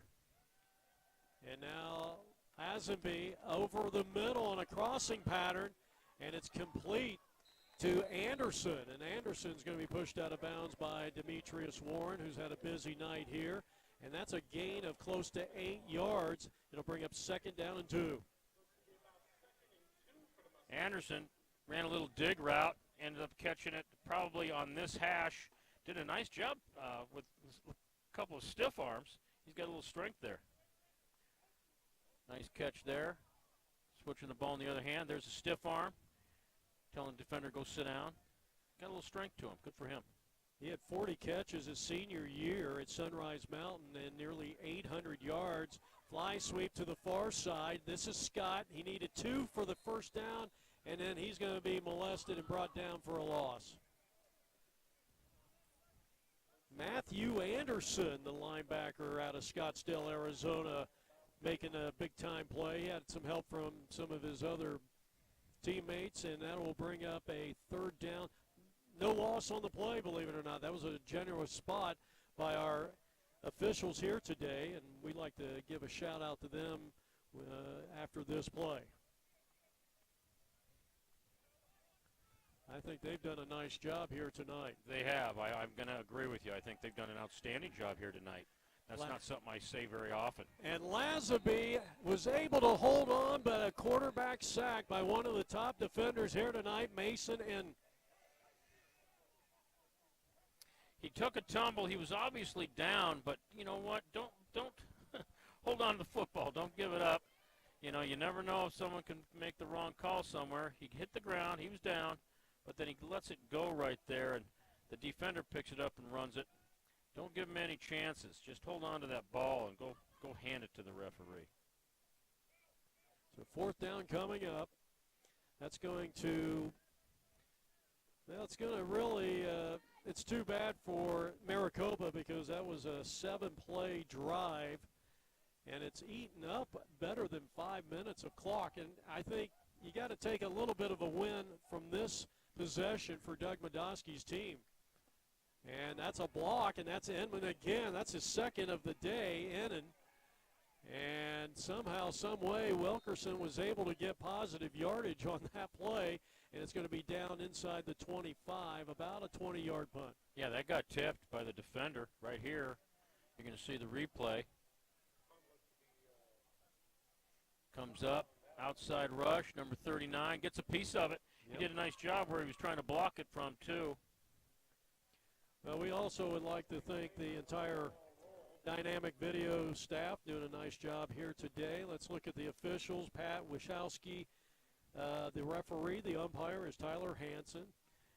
And also Ryan Barnett, Danny Gayton, Caden Gustafson, Travis Caddy, Spencer Shockness, and the center judge is Joel Holmes. They've done a nice job here. That's something I've been very impressed with. I've been following this league for 3 years, and I was impressed with the referee staffs from the very get-go. I guess the crew you call them, not staffs. And here's going to work in the open field, and he's across midfield and all the way down close to the 46-yard line. And what a scamper that was. I'll tell you what, I'd be feeding Amarius as much as I possibly could for 2 reasons. He's going to get you yards, and he's also going to chew up that clock. He holds the ball like a real running back, too. Tucked away, you're not going to be able to punch that thing out. A little better than 30 yards on that scamper from the 47 inside Maricopa territory. They'll run it out to the outside. I think you're going to see a lot of running plays. That was Montrell Thomas who got the carry out of Hartford, Virginia. Nice little outside bounce play. Number 56 is a big one over there playing guard. I don't have his number on our roster, but that's a big offensive line, and they can get off the ball, too. Here's a free play. Yep. Here's a pass, long and deep to the far side, incomplete. That's going to be on the defense. Obviously, that's why they let the play go. It's a free play. Doesn't matter what happens. Throw the ball out there. Go ahead and throw a jump ball. Defender and wide receiver can go fight for it. Doesn't matter if the defender gets it. Your ball's coming back in your position anyway. So they'll mark the ball. They'll move the ball up or down to the 42-yard line. And it's going to bring up a second down and about 5. You got Montrell Thomas back there at running back. I watched them warming up earlier in the day, and they have only got 2 running backs. It's those 2, number 22 and number 4. Inside throws complete. First down yardage. A flag is coming in as he hooks up for Johnson with Johnson on a 5-yard pickup outside the numbers on the left side of the field. With a flag out there, it's either holding on the offense or it's face mask on the defense.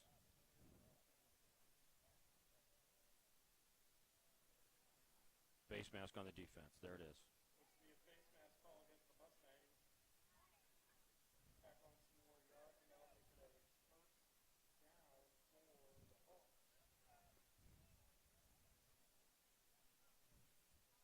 They're methodically moving the ball down the field. which I think is exactly what their game plan was coming out of the locker room. Pistol set. Schmaltz on the handoff on 1st down and 10, and this time Thomas is going to be hit. I think that's going to be a dead ball. It came loose. What a job by the defense here. And they are led by, look like Tiger Lotta was in there amongst the first in a hurry-up offense after a 2-yard loss. From the 25 of the Mustangs, and now the officials are going to, looks like they wanted to set, well, let's see what happened here. I don't know what they're doing. I thought maybe they had to place the ball, but the ball was already down at the 25-yard line. 2nd down and 12. Schmaltz pass far side, and he hooks up with Xavier Johnson, who gets it back to the original line of scrimmage, and now you're looking at a 3rd and 10. And again, here's the Mustangs in a critical situation in this game. 5:20 to go in the 3rd. Little freeze pass to Johnson, and the two wide receivers in front of him did a pretty good job blocking their defenders. I'm impressed with the level of blocking by the wide receivers in this league. Well, there was great pressure on 3rd down there on Cy Schmalk, and that is why he threw such an errant pass. And I thought maybe that was Dylan Brown who applied the pressure, the sophomore out of Cactus Shadows High School. He might have been on one of them state championship teams. Maybe his dad. That was a little while back. Oh, it was his dad you were talking about. Okay. Yeah. That was 2006, I think. I didn't remember Cactus Shadows winning one lately. Drew Grenier was the head coach there back in 2006. I think they won the 4A Division II state championship. So on 4th down and 10, Gila River going for a 40-yard field goal. This would be the longest of the season for Austin Kogan. The snap is down, the kick is up, a quick kick, and that one is going to be wide to the left and no good. So again, with a flag down, let's see if they're going to be allowed to re-kick this one. I think it's going to be running into the kicker, not roughing the kicker, because he tried to hold him up. If you see a replay, you're going to see that he tries to hold him up. Here we go.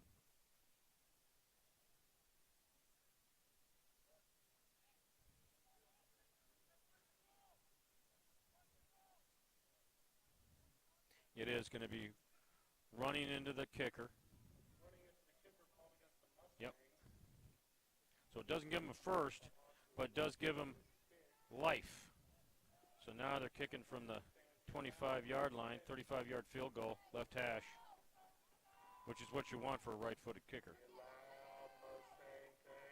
Okay, so Austin Kogan trying to extend it to a 2-possession game. Well, it is now, and the kick looks good. And he splits the uprights with 5 minutes left to go here in period number 3. Snap was a little high, but your holder, Jared Wilson, did an outstanding job of getting that ball down and on the tee. And great kick, which I think this guy's got a big-time leg. But I also want to recognize the job done by the holder, Jared Wilson, number 1. Did a nice job getting points on that. So the Hawks go up to a 14-point lead for the second time in this game. They led 7-0, 14-0. The J.J. Dickerson field goal late in the second quarter cut it to 14-3. And that whole series there, Maricopa unable to get points, and then they give up 3 more. Still very much alive in this game, but they got to get at some point. They got to get into the end zone. That was a perfect series for the Gila River Hawks. They can run the football. Yeah.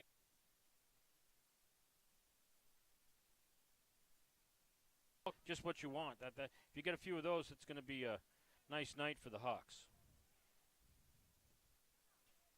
Kick is away, and this one is going to bounce in front of the feet of Javon Thompson and goes into the back of the end zone, so they'll bring it out to the 25-yard line. Just under 5 minutes left to go here in the third, with visiting Gila River in week 4 of the Hohokam Junior College gridiron football season, and they lead it 17-3.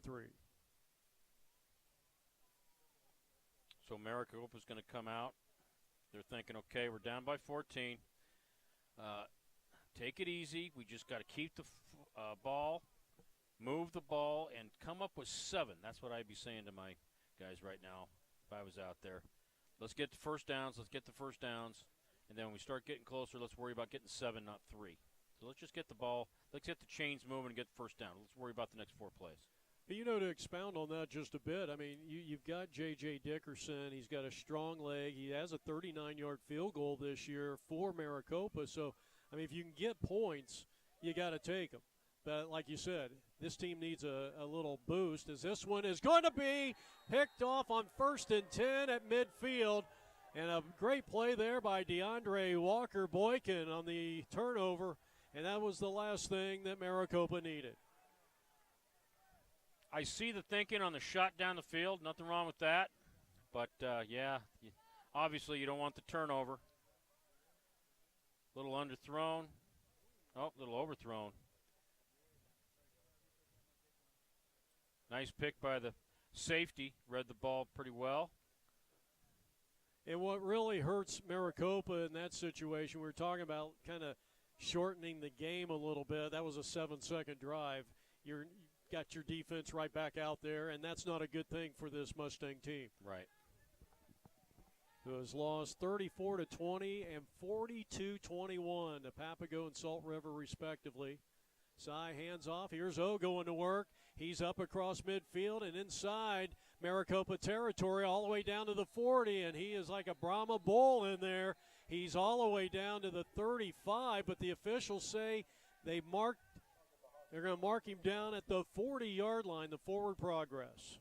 And he's one of those, he looks to me like he's one of those backs that just gets stronger the deeper you get into the game. Look at him there. There's 5 guys trying to tackle, and he just keeps his feet moving. Going sideways. He picks up 15, 1st down and 10. Handoff. And they go right back to the bus.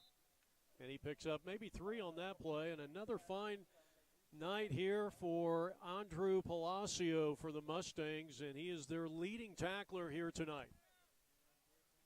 O'Mary's got a couple nice runs. Now they're going to bring in Montrell Thomas. 1-back set, 2-back set. That was a gain of 3, 2nd down and 7. And I thought maybe they'd go play action. Instead, they're going to their 2nd back in Montrell Thomas, and he's close to a 1st down. That's about the closest thing you can get to the old ISO out of a shotgun set. You had a pistol with the back, and then you had the one back up front. You see him over there. He fills right there. And the nice jump cut by number 4 to get another 4 or 5 yards. Well, it's going to leave him 3rd and 4. Thought maybe he had a couple extra yards, but they're going to mark him down at the 34-yard line with 3 minutes and 16 seconds left to play here in the 3rd quarter. Cy Schmaltz, right-handed quarterback, working out a shotgun, 3rd down and 4, looks right, fires, and it was deflected, I think, by Curtis Rondeau. Yep. We mentioned his name a few times here tonight. Yep. They ran trips out here onto the wide side of the field, and they just ran hooks. The old tackle box again. Everybody got past the 1st down marker. Defended well by the inside linebackers. Trying to see where their top weapon, Jared Wilson, is. On a 4th and 4, they go with O here on a play action rollout, and there's Wilson. And the man of the moment is going to pick up the 1st down as he lunges to the 25-yard line, a pickup of 5 yards. Well-executed play. They like that tight bunch set in 4th down. They've run some tosses to it, and then they ran a little naked away from it down here on the goal line. They did the same thing over here in the open field. One does a nice job of catching the ball, stiff arming it, getting the 1st down. And they go back to Thomas. And he's running left, and he's inside the red zone, and the ball may have squirted loose. I think it did. And one of the big linemen who's done a great job tonight, Patrick Slomba, I think recovered that one for Gila River. with 2:23 left to go here in the third. Thomas does a nice jump cut there to get some more yards, gets to the ground, but got to hold on to that football. That's going to send number 22 back in, Omarius Burnham. Trips to the left side, single receiver to the right. So they moved the ball down to about the 18-yard line. That ended up being an 8-yard run. Here's the quarterback in trouble. Now bounces out left. He throws left, and that ball was nearly intercepted and should have been. That is not normal for the QB, number 18, Schmaltz. That was way short. I think something might have happened right there. I don't know if he wasn't set to throw because he throws that short. He had the receiver wide open there. You see him? Yeah, and Tiger got his hands on it, and he'd like to have that one back. So now it's a third down situation, third and short yardage. And we got a stop and play. Is this going to be back? It was going to be on the offense. Running back was moving. Okay. On the snap of the football, 22. I saw him take a little jab step.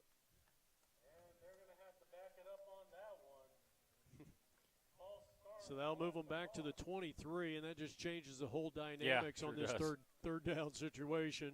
3rd and 7 instead of 3rd and 2. That changes your play call, doesn't it? But they were going to run. They were going to pass on that last play.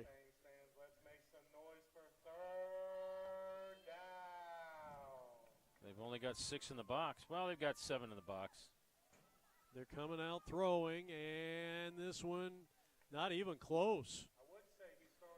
Okay, what do you do as offensive guy? Do you kick it here, or do you go for it? If you kick it, it's going to end up being a what? 40. Ball. Well, the line of scrimmage is the 23. 33, 43. It's going to be about a 43-yard field goal. And the way you're playing defense, yeah, why not? Go for it. You're up by 14. Well, they got Jared Wilson out there to hold. He's so kicking. Austin Kogan for a 40-yard attempt. He'll make it. 1 minute and 31 seconds left to go here in the third. Good snap. And the kick, a line drive, end over end, and he nailed it from 40 yards out. That's a season high for Kogan, his second field goal of the day. And with 1:28 left to go here in the third, it is now 20-3. Gila River, their largest lead of the night. And that was kind of a little stab kick. He didn't follow through on it. That's why it was kind of a punch through. But it cleared it. It had plenty of leg. It just wasn't very high. Well, that tells you how strong his leg is. Yeah. And it doesn't matter if it looks pretty or not. It's still worth 3. Because there was pressure on that kick, no doubt about it. Yeah, sure was. But even with the back-to-back field goals, it's 20-3. You got to look at this Mustang team. They're still in this ball game. Yep, still they're in the plenty ball of time. game. Yep, sure are. Take it one possession at a time. Keep the football. Get some yards. Get some time off the clock. Not a ton, because you got to score 3 more times in order to get the ball game tied or won. So you got to get 3 scores here.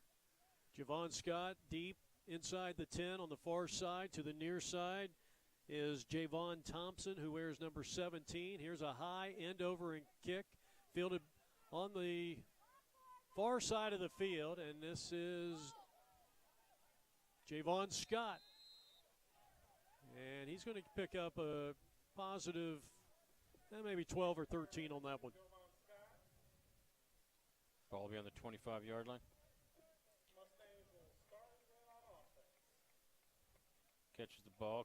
Yeah, caught it at the 4 and then made a nice move. Got a block there at the 18-yard line and then eventually out of bounds around the 23. So about a 19-yard return. Decent field position.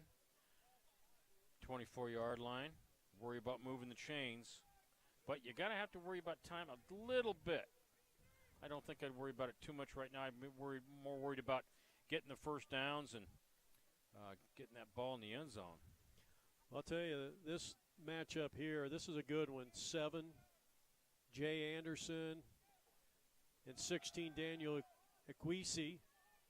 but they go to the ground attack, and they get it out of bounds, which will stop the clock.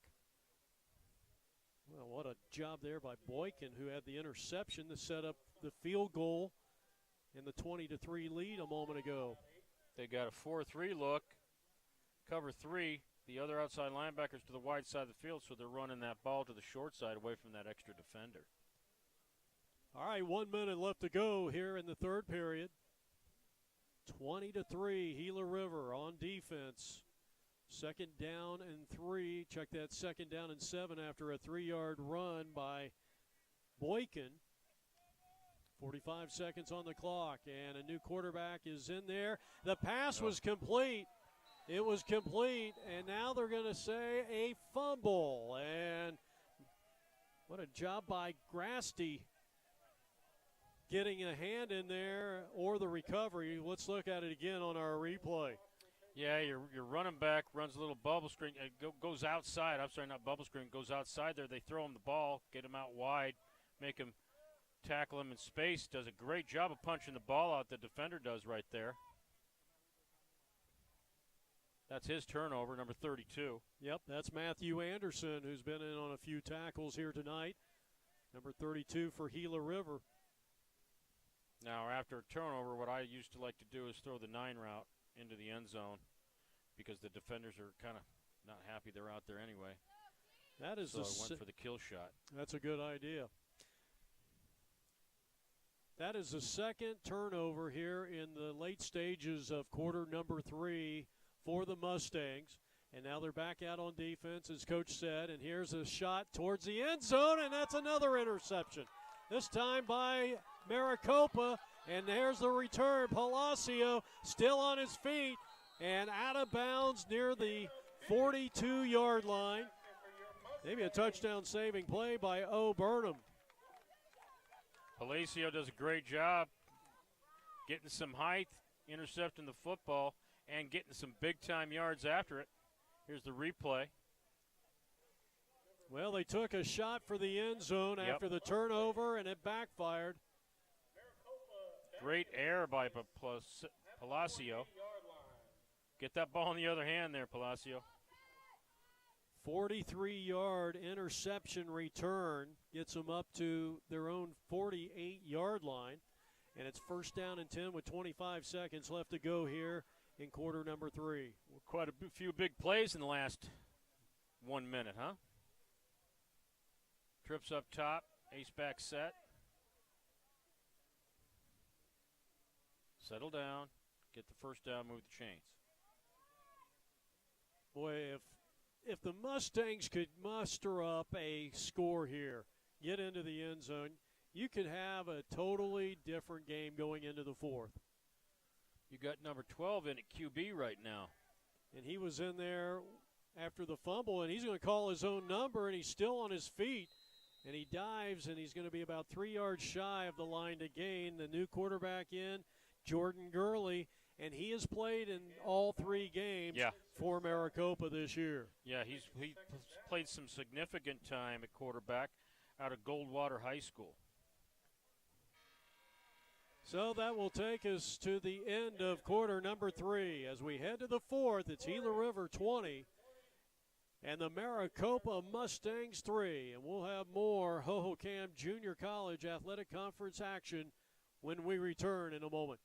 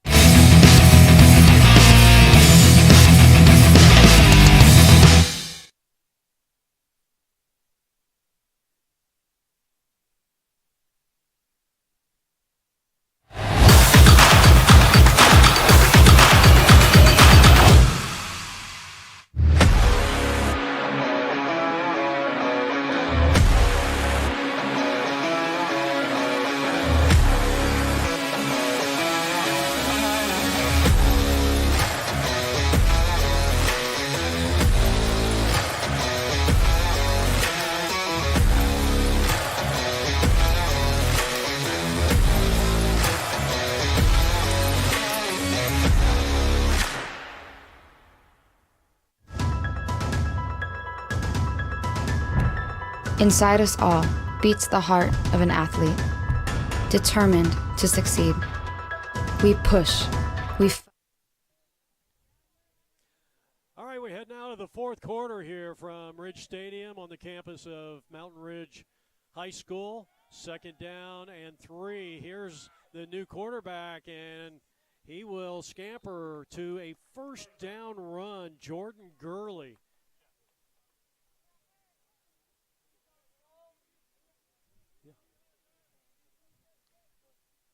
Yeah, the 4-4 cover 3 front. Gurley's doing a good job of seeing that no one's open, so he's stepping up and running inside the cup, getting some big-time yards, moving those chains. It was a nice little scamper that time. He Yep. needed 3, and he got closer to 8. 14:30 on the clock, 20-3. Gila River on top. They've never been headed in this game. But right now, Maricopa in plus territory, and here's a pass. Maybe the third catch of the day by Javon Thompson. And the very active Demetrius Warren, who has had a very nice game defensively here for Gila River. Yeah, he has. They lined up in a pistol set, 2 twins, double twins, and then they motioned the back out to run a go set, and they just throw it to the number 17 out there in the flat. Or, I'm sorry, out there in the wide side of the field behind the line of scrimmage and make the defenders tackle them in open space. It's kind of what they've been doing most of the night. Or they're thinking anyway, different people. Well, they got Scott and Thompson on that far side, back to pass, and Jordan taking it, matters into his own hands, and it's just going to put him in about a 3rd and 4, just inside the 30-yard line. 13:25 left to go, but He might want to hold on to that ball a little bit better. He's getting wrapped up after he's getting some yards, and that doesn't have 5 points of contact. He's got 2, a hand around it and against his forearm. He needs to get that baby around his chest and elbow tucked. 6'3", 175-pound quarterback out of Barry Goldwater High School.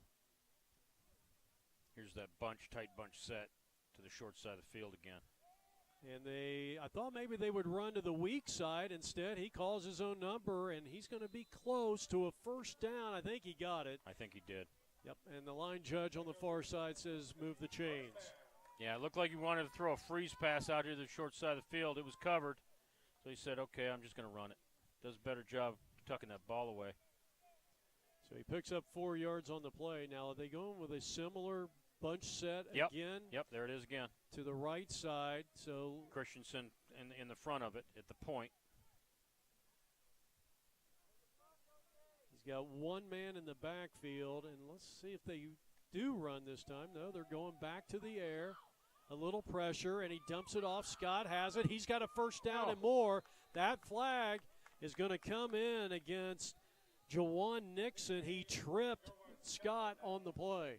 Did he? Yes, he did. I didn't see it. I know. I saw the flag. There was nobody there. It'll show it here. And I don't know if this was intentional or not. I'm not saying that, but let's take a look on the replay. Number 2 was the inside guy on the bunch set, and then he just ran a drag route, a little 5-7-yard drag route. Let's see if we can see it from a high angle. It's right there. And you think he tripped him right there? Yeah, he did. Oh, yeah. He did do it on purpose. Yeah, he did it on purpose. Either that or he's trying to kick a field goal.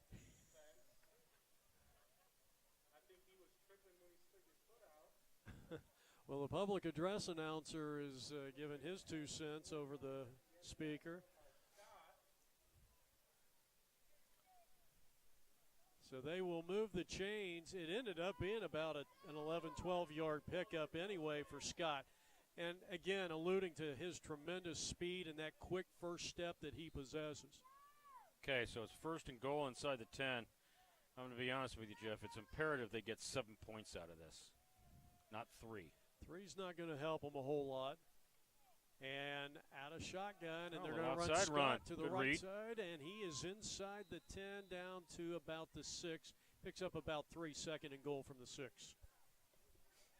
They ran a little outside zone, little stretch play right there with the lead back. He does a nice job reading it, cut it back inside, number 2. got to put his head down, get a little extra yards after the contact, need a little yak yards. This drive has consumed 8 plays and nearly 5 minutes of clock, 4 minutes of clock. And I think that's what Maricopa needed. I think they need to rest their defense a little bit. Let's see if it pays off, if they can get into the end zone here. 11:20 on the clock, back to pass, and that one's batted down. Got a penalty. Penalty flag is coming in, but what a job by Freddie Goodson getting the hands up. That could have been a pick six if that one had not been knocked down by Goodson. Jamari Jackson, I don't know. He seems to be arguing with the referee a little bit like it wasn't his fault. Kid from Chicago. I don't know what they got, but it's on. Looks like it's on offense. It is. It's on the offense. Holding. Maybe 31 was getting held. That's what he was pleading his case. So now second goal from the 15-yard line. So Gurley's still in at quarterback.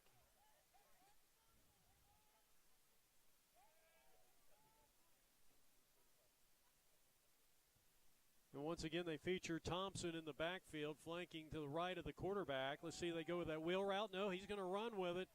And he's just not even checking down at this point, but there was good pressure up front. Yeah, 31 coming off the edge again, turned the corner.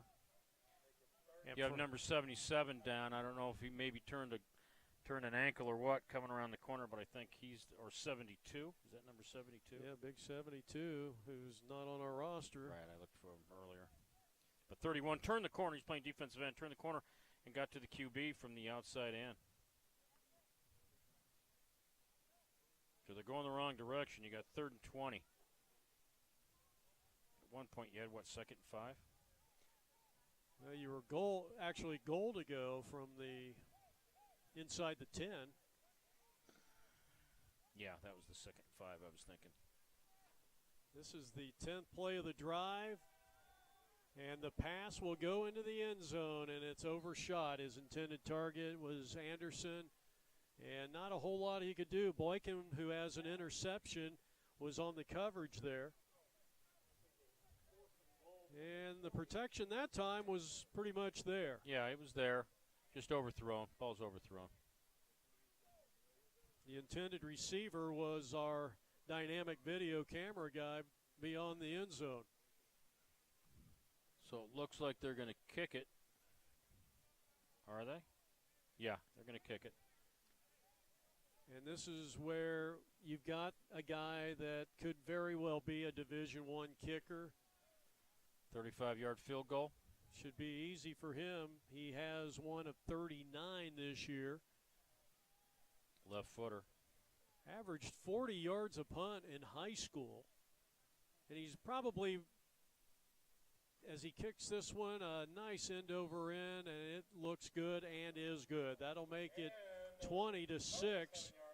So the second successful field goal, 37 yards. He had a 39-yarder earlier today, but he's probably classified more as a punter than a place kicker. But the young man's got a strong leg, and he barely tapped that thing. Yeah, and he did. And he had the height, and that would have made it from 10 more yards out, to be honest with you.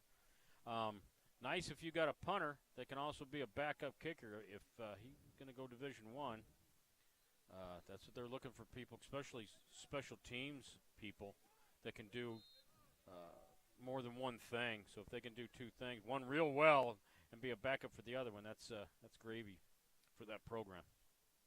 So that gets the Maricopa Mustangs back to within a 14-point deficit. Still a two-possession game. Really could have used a touchdown there.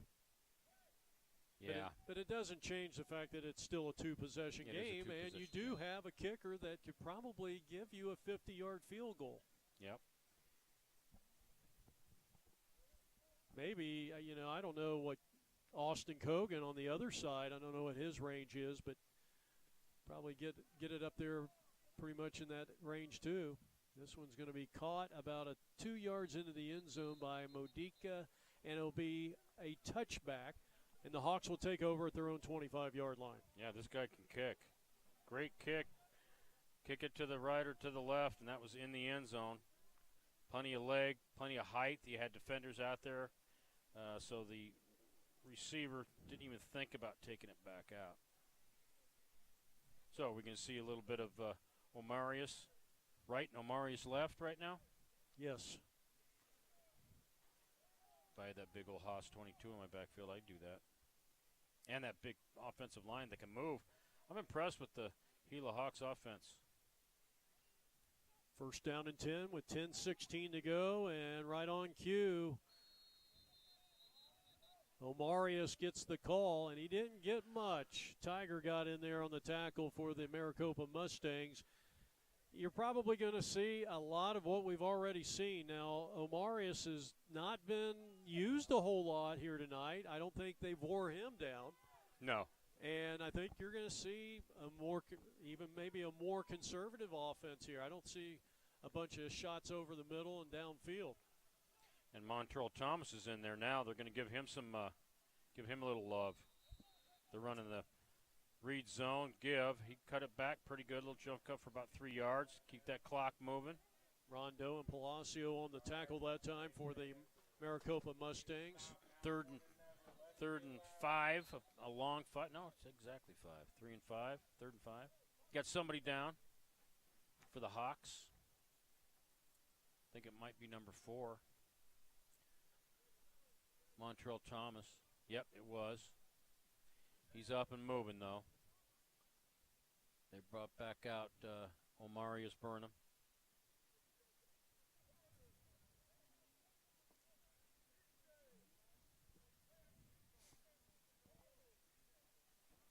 I mean, what is the mantra on that other side, Coach? I mean, no turnovers.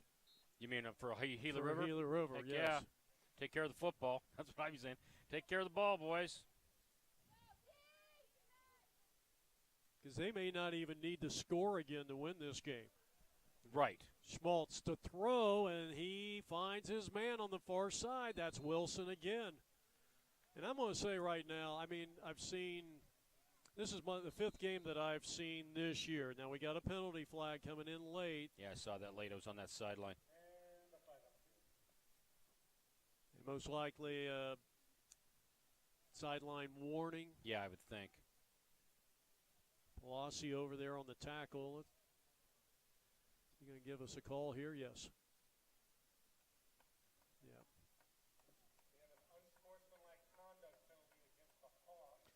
I'd have to say I think Jared Wilson might be the best receiver in this conference.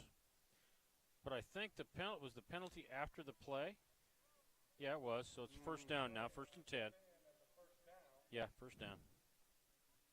So it goes against Gila River, and I think somebody said the wrong 4-letter word over there. Probably. Because Palacios was trying to strip the ball, and he was already out of bounds, and, that's kind of a frustrating thing. You got trips on this wide side.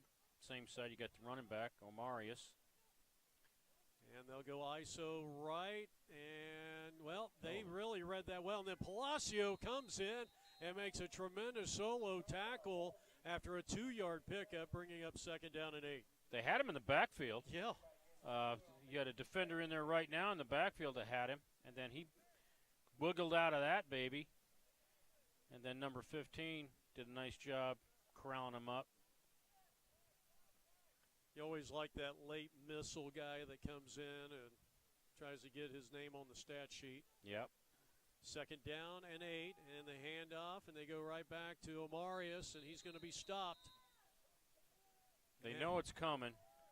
So what they got going on, number 15, Palacio again. He is probably the leading tackler. We don't have the stats in front of us yet. He is the leading tackler here tonight. Out of Kellis High School. That's another high school right down the road. Right. Peoria District. Yep, right off the 101. Yep, near the casino. and right in the shadow of Cardinal Stadium. So now you got a 3rd down and 7. Out of shotgun, and the pass off the fingertips, incomplete. Not a good look there by your quarterback as he tried to hook up with number 7, Stephen Tollett. And with 7:23 left to go, boy, if Maricopa could get a quick strike, we got a new ball game. Yeah, you're correct. This game's still in reach, easily in reach. With 7:23 left to go in the game, you're right. They get a score here. Shoot, it's a one possession game for them. And you got to be careful if you're Gila River, as the line of scrimmage is right at the 33-yard line. With number 2, Javon Scott, the speed demon, back there standing at his own 25-yard line. You just saw him on the TV. This is a punt. And Austin, it's a short kick and not a bad idea. Picked up near the 24, and tremendous defensive play on special teams. Getting in there with lightning-like swiftness is Tabat Peter Mbawa. Tabat Peter Bawa from Queen Creek. Nice open field tackle. He's going to get a donut tonight somewhere. 42 yards on the punt, a 1-yard loss for Scott. And Bawa, the man of the moment, the freshman coming in, one of the big plays in this game. And you say, really? Yeah, really. Yeah. On special teams? Because if he misses that tackle, you don't know what Scott is capable of doing. J.D. Clever's in there at right tackle from Horizon High School. He's gimping a little bit. I don't know how full. I don't know if he's 100%.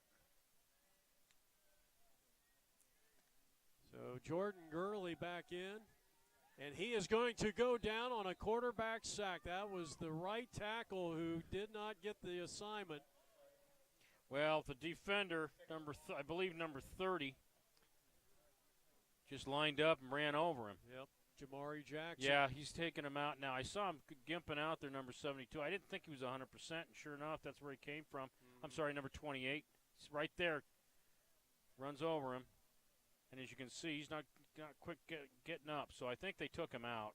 He probably played one play too many. That was Freddie Goodson, Freddie Goodson on the quarterback sack.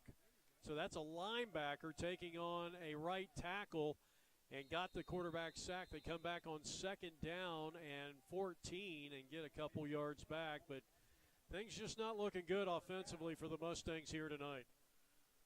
Coming in at for the right tackle is number 68. I don't have that number on my list, so I don't know who he is. But he's the replacement right now.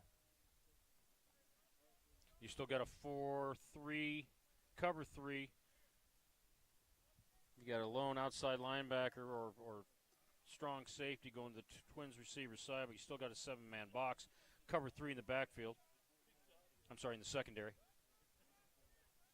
Clock down to 4 minutes, 5 minutes and 45 seconds. Gila River with a 20-6 lead out of the shotgun. Gurley will pass to the flats near side, caught near the 27. This is Thompson who's upended near the 40, and he wanted to keep going. They motion him out in ghost set again. They like that. And then they let everybody run deep routes. And if they get covered, he doesn't throw it. He throws the little bubble route to him. Right there he catches it. Makes a kid miss there. Nice blocking by number 24, I think. And a little flip. I give that a 7 on the dive chart. So a 15-yard roughly on that last play. 1st and 10 from their own 40. And the pass is going to be deflected out of bounds, incomplete. That's Daniel Ekwasi, who has 2 interceptions this year to lead, everybody on this field. Well, right now they're just playing a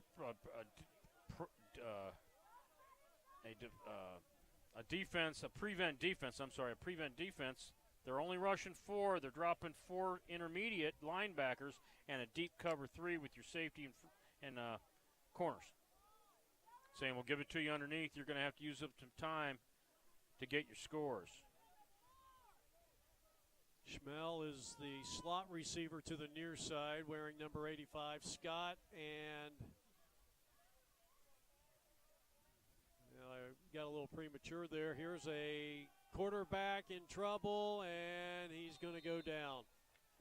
Quarterback sack time for Jihad Pennywell. 31 pressured him. He stepped up. Markey, Grasty, and then Pennywell, Jihad, finished it up. So Maricopa, again on offense, going the wrong way. We're inside of 5 minutes left to go here in regulation time. 3rd and 17, 3rd and 18. It's like about a third and, somewhere around that 17 and a half. They're not letting a lot of time get off the clock.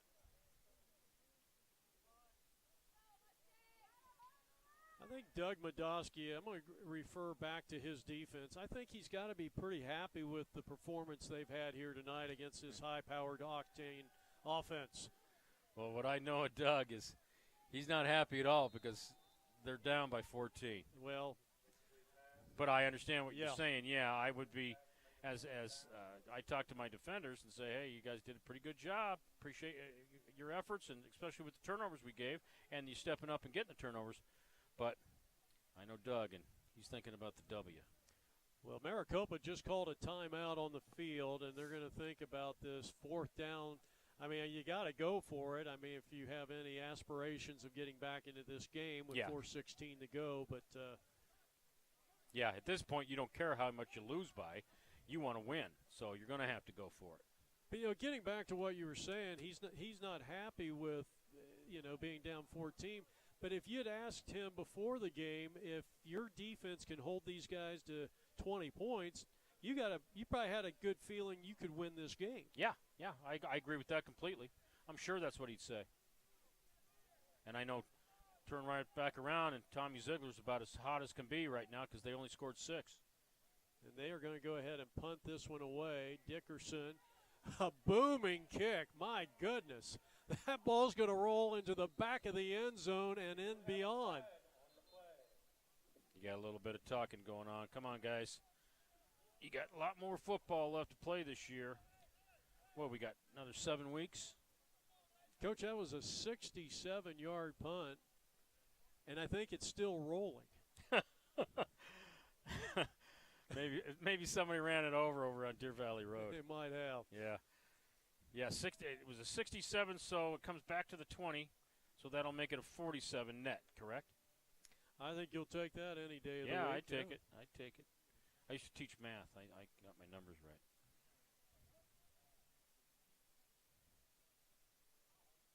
So we're sorting things out. I think they're talking to both teams about let's stop the conversations in between plays and not lose anybody next.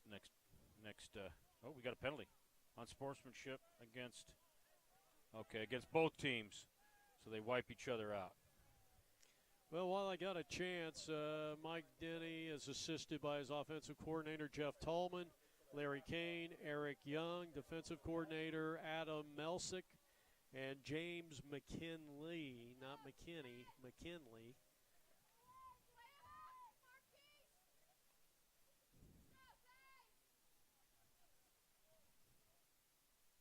First down and 10, so they will start from the 20-yard line, and this is just about ball security from here on out for this Gila River offense. Yeah, I think you're going to see that play right there over and over again. You got a 6-man box with the defense because they're lining they're covering everybody in the backfield. You got 3 down linemen. You got the old stack, little 3-3 stack.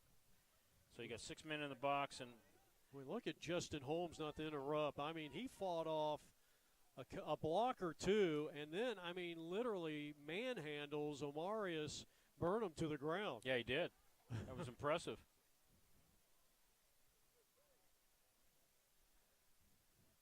If I'm Omarius, I'm going to say, give me the ball again. Give me the pig. I have a feeling he's been saying that all night. And he's done something with it. I've been impressed with his running. Well, they're going to go that short screen. This is a new player coming in, and number 14, Weston, his first catch of the day. And he picks up 8 yards on the play, maybe 7. And it's going to leave Gila River in a third and short yardage. Yep.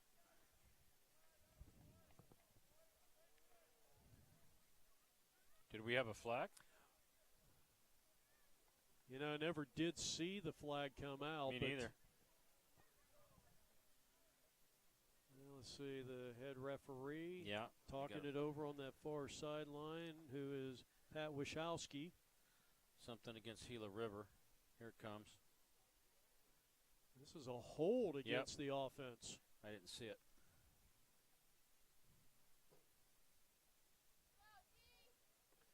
Hold against the offense on sportsmanship against the defense. So that's going to end up giving them 5. No? Take 5 away. So now you're second down and 5. So no harm, no foul. But the clock is winding down as we speak, as we approach the 3-minute mark here in the fourth. Stay with us at the conclusion of this game. We'll have post-game coverage, and we'll try to talk to the winning head coach, which looks to be Mike Denny or maybe one of the players. They come out throwing. It's actually first down and 10. They set the yard marker back. Pretty much an offsetting penalty, and they hook up with Nick Napuccio out of Chandler, Arizona. Nice little bubble pass route by the inside receiver. Nice catch. He's going to pick nice up blocking. 8 yards. Great block. Look at that blocking right there. Nice job by the inside receiver. Flat backed him. You don't see that very often. Did they get him for holding on that one, though? Is that why it's moving back? That's why it's moving back. Yep. Okay, I jinxed him. I'll quit saying that.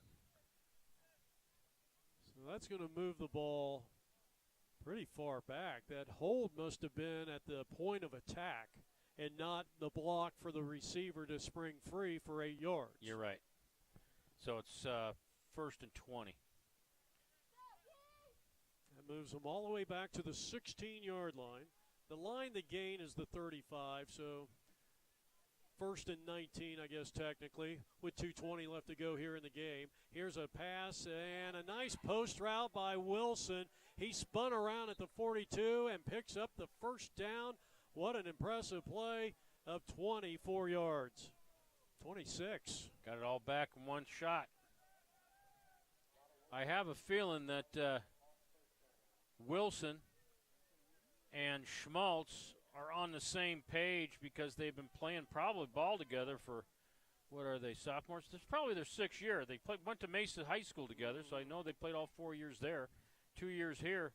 They could probably know what each other likes to dream about. And DiPuccio will get the, that was a heavy tackle right there. Little swing. Mr. 81. Little do-si-do swing.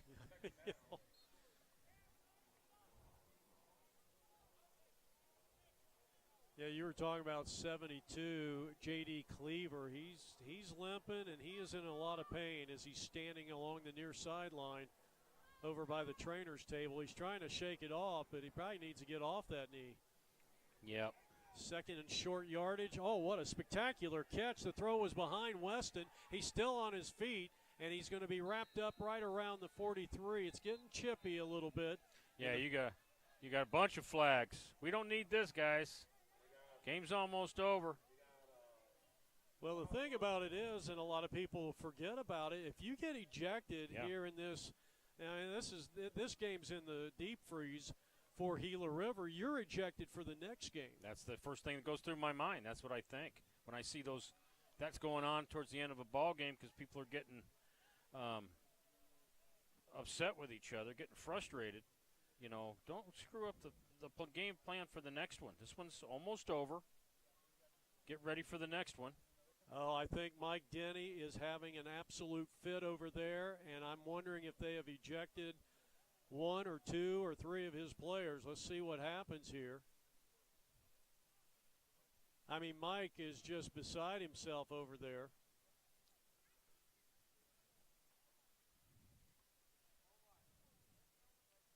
Pat Wischowski Yep, unsportsmanship. Holding against the Hawks. He's not done. Nope. Personal foul against the Hawks.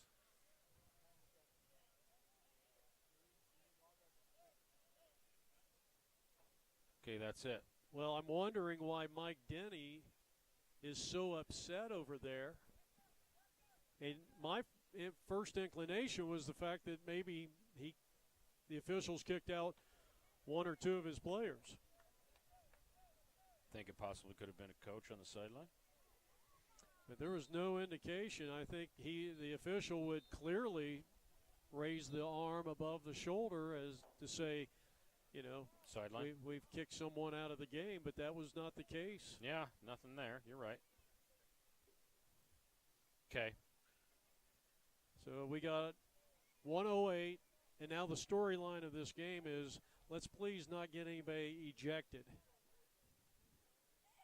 If you're both of these coaches in Glendale, if Maricopa, as that pass is complete to the far side, they're going to get a nice little chunk there. Now, it was 1st and 10. They get maybe 8 of the 10 that they needed, as Weston has been very active, and again, another flag. Another flag. I think this one's on the sideline. Just before he threw it, I saw him looking over there. And he was the one that threw it. White Hat was the one that threw it.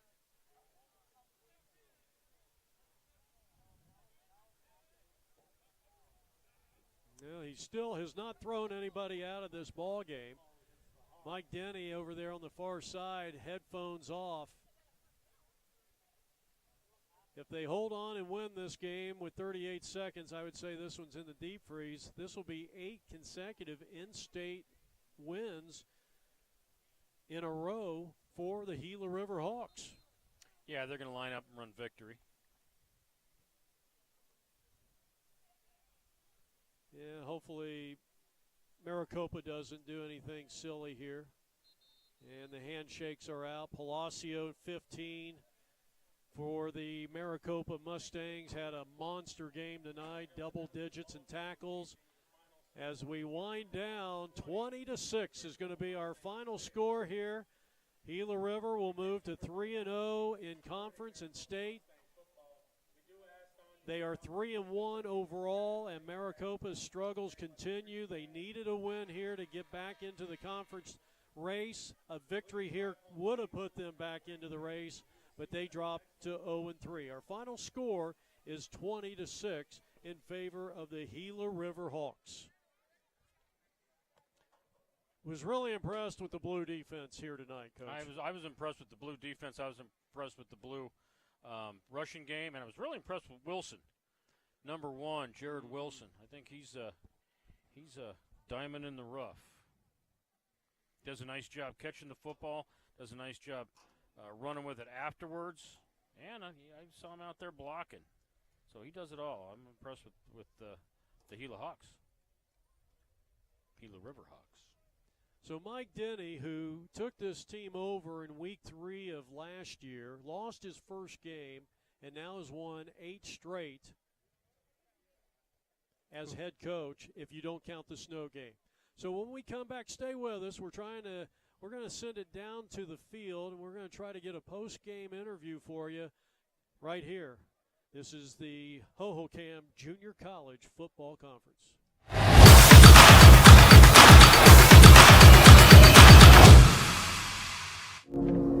This is the letter I've been telling you about. This letter is for you. From what I hear, you're supposed to be the next Tom Brady. What I'm about to say is important. Never let them call you the next Tom Brady. When they compare you to the GOATs, tune it out.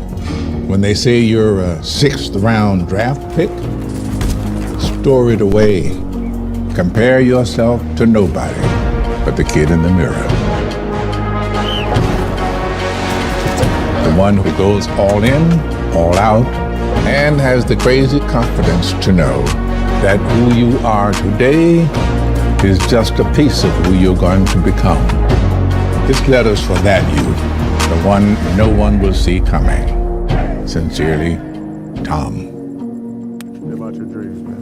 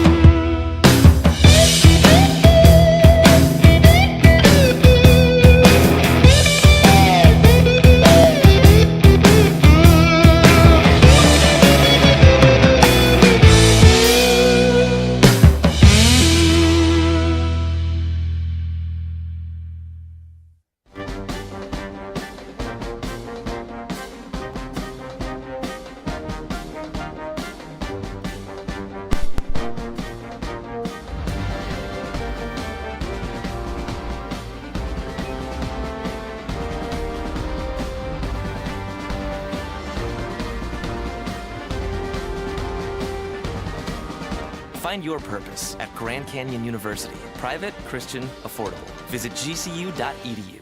Care Urgent Care is proud to be the preferred healthcare partner of the AIA. With over 40 clinics in Arizona and more than 135 locations nationwide, we are here for you with quality healthcare you can trust when you need it most. Our sports physicals, on-site labs, and x-rays will save your family time and money. And some of our clinics are open until midnight, 7 days a week. You can even check in online at urgentcareradio.com using our Wahoo service. It stands for Wait at Home or Office. Call us at 1-800-URGENT.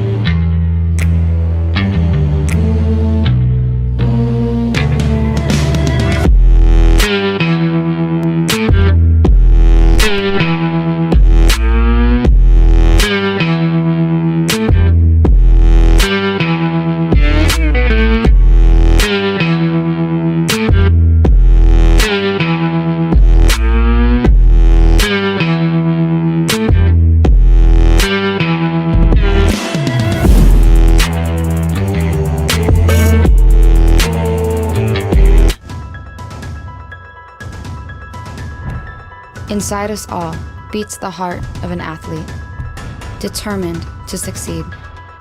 We push, we fight, we sacrifice. Sometimes we fall short, sometimes we just fall. But we get back up, stronger than before. This is more than a game. This is our goal.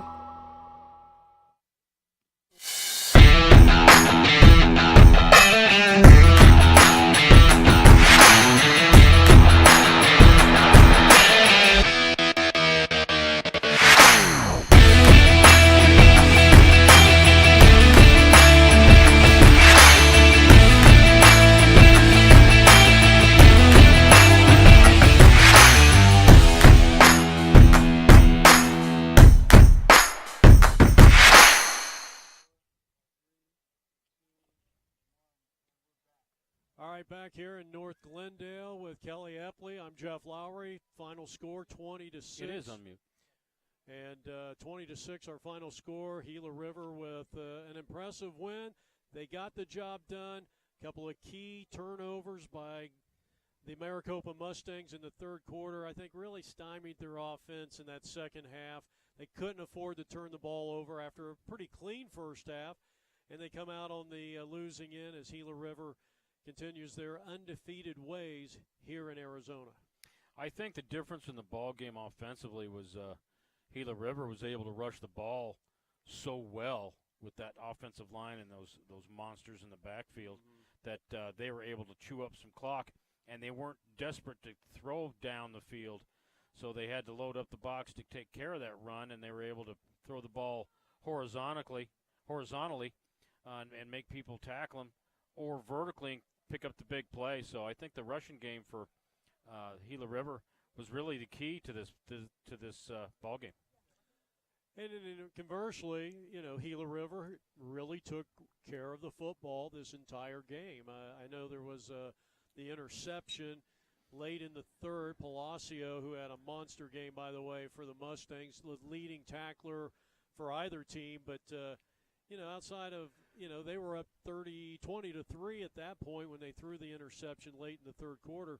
Really didn't have an impact on the game. And, just got a tip of the cap to the offensive coordinator over there and Jeff Tallman. And there's just a lot to say about, taking care of the football. That and the penalties, I think the Gila River Hawks did a nice job of not cutting their throat and punching themselves in the face by getting those penalties. The only thing that I would worry me and that I hope he's talking to them about right now is the unsportsmanship at the end of the ball game on that far sideline. So if that was going on, I don't know if it was the guys on the field or the guys on the sideline, but you just don't need it. You're up. You're 3-0. The team you're playing is now 0-3, so you didn't need it. So there was absolutely no reason to have it. So I think if you cleaned up anything, that would be about the only thing I'd clean up. So going on from here, you've got this Gila River team. They've taken care of Salt River, who I thought might be one of the better teams in this conference. There's 5 teams, 1 in Tucson, 4 up here in the Valley of the Sun. I think another thing you have to take from this Hawks team is the fact that they are coming off an 85-0 loss at the hands of Snow. And they bounced back here, and I thought played pretty much a complete game. Yeah, but Snow's a whole other animal. They won the national championship 2 years ago. Either 2 years ago or 3 years ago. Last year, Nemi won it, and it was Nemi versus Snow, so they were runners-up. And they've been a program that's been very good and very deep for a very long time. So it's just a different animal with the JC programs right now. I think you've got to be impressed with the job Mr. Denny, Coach Denny, has done here. We're getting ready to send it down to Aberdeen, and she's got Mike Denny, the head coach of the Gila River Hawks, at midfield. Let's send it down to Aberdeen. Hi, I'm Aberdeen Von Gotten, back with Gila River Hawks head coach Mike Denny. Coach, congratulations on the win tonight. Can you let us know what were some of the keys to you guys gaining an early lead and maintaining that momentum? Yeah, well, we were able to get out early, and our expectation was to get, a little bit further ahead. But, we let them kind of hang around and kind of self-sabotage a little bit, made some mistakes that we probably shouldn't have, which prohibited us from, kind of getting it out of hand early, which is what we wanted. We thought if we got up by 25-30, they might have tapped. But, hey, that's a pretty good football team, and they hung in there, and they kept giving themselves chances. And, we just had to stick with it and try to get through it. And eventually there towards the end, it was just let's get out of here because we don't foresee ourselves, doing anything extremely positive. Let's just take what we have and get on the bus, take a win, and go home. Definitely. Well, it was definitely great to see you guys in action. Awesome effort from the Mustangs as well. Yeah. Good plays on both ends, definitely. Are you guys going to take some of that positive momentum into your game next week? Yeah, so actually we have a bye next week, which is great for us. We could use it. We got a lot of guys that are banged up and bruised and beat. Having gone up to Snow and played those guys, that was an extremely physical game. And so we'll be glad to heal up a little bit and get a chance to let our dudes rest, catch their breath, heal their bodies, and kind of get back to work with some game plan stuff and change a few things around personnel-wise and scheme-wise. And we got a banger coming up after our bye, so we got a lot to prepare for, but fortunately plenty of time to do it. Great, definitely. It'll be great to see these guys back in action after a week of rest. Well, thank you again. Just wanted to say congratulations one more time on the win tonight. Thanks, Aberdeen. I appreciate it. Thank you. Back to you guys at the studio. Thanks for joining me. I'm Aberdeen Von Gotten. Thanks, guys. All right, thanks, Aberdeen. We're going to wrap things up here, 20-6 the final score. One of the highlights real quick for the Mustangs, J.J. Dickerson had 2 field goals. And then you have on the other end, Austin Cogan. He had 2 field goals tonight. Gila River's in a good place right now. Yeah, they're 3-0. That's a good place to be. Maricopa Mustangs aren't happy, I know, but they're fighting. I mean, they've got a lot of injuries. They don't have a whole lot of depth right now. They had some injuries go on during the game. It didn't look good early. 14 points first half of the first quarter, and then they hung in there, 20-6 for the final score for the next 3.5 quarters. So that's something to build on. So again, our final score 20-6. Gila River goes to 3-0. Maricopa still winless after 3 games. So for Kelly Epley and Aberdeen Von Gotten, I'm Jeff Lowry saying so long, and our entire Dynamic Video Solutions crew here from North Glendale. 20-6, Gila River wins it. Dogs are good.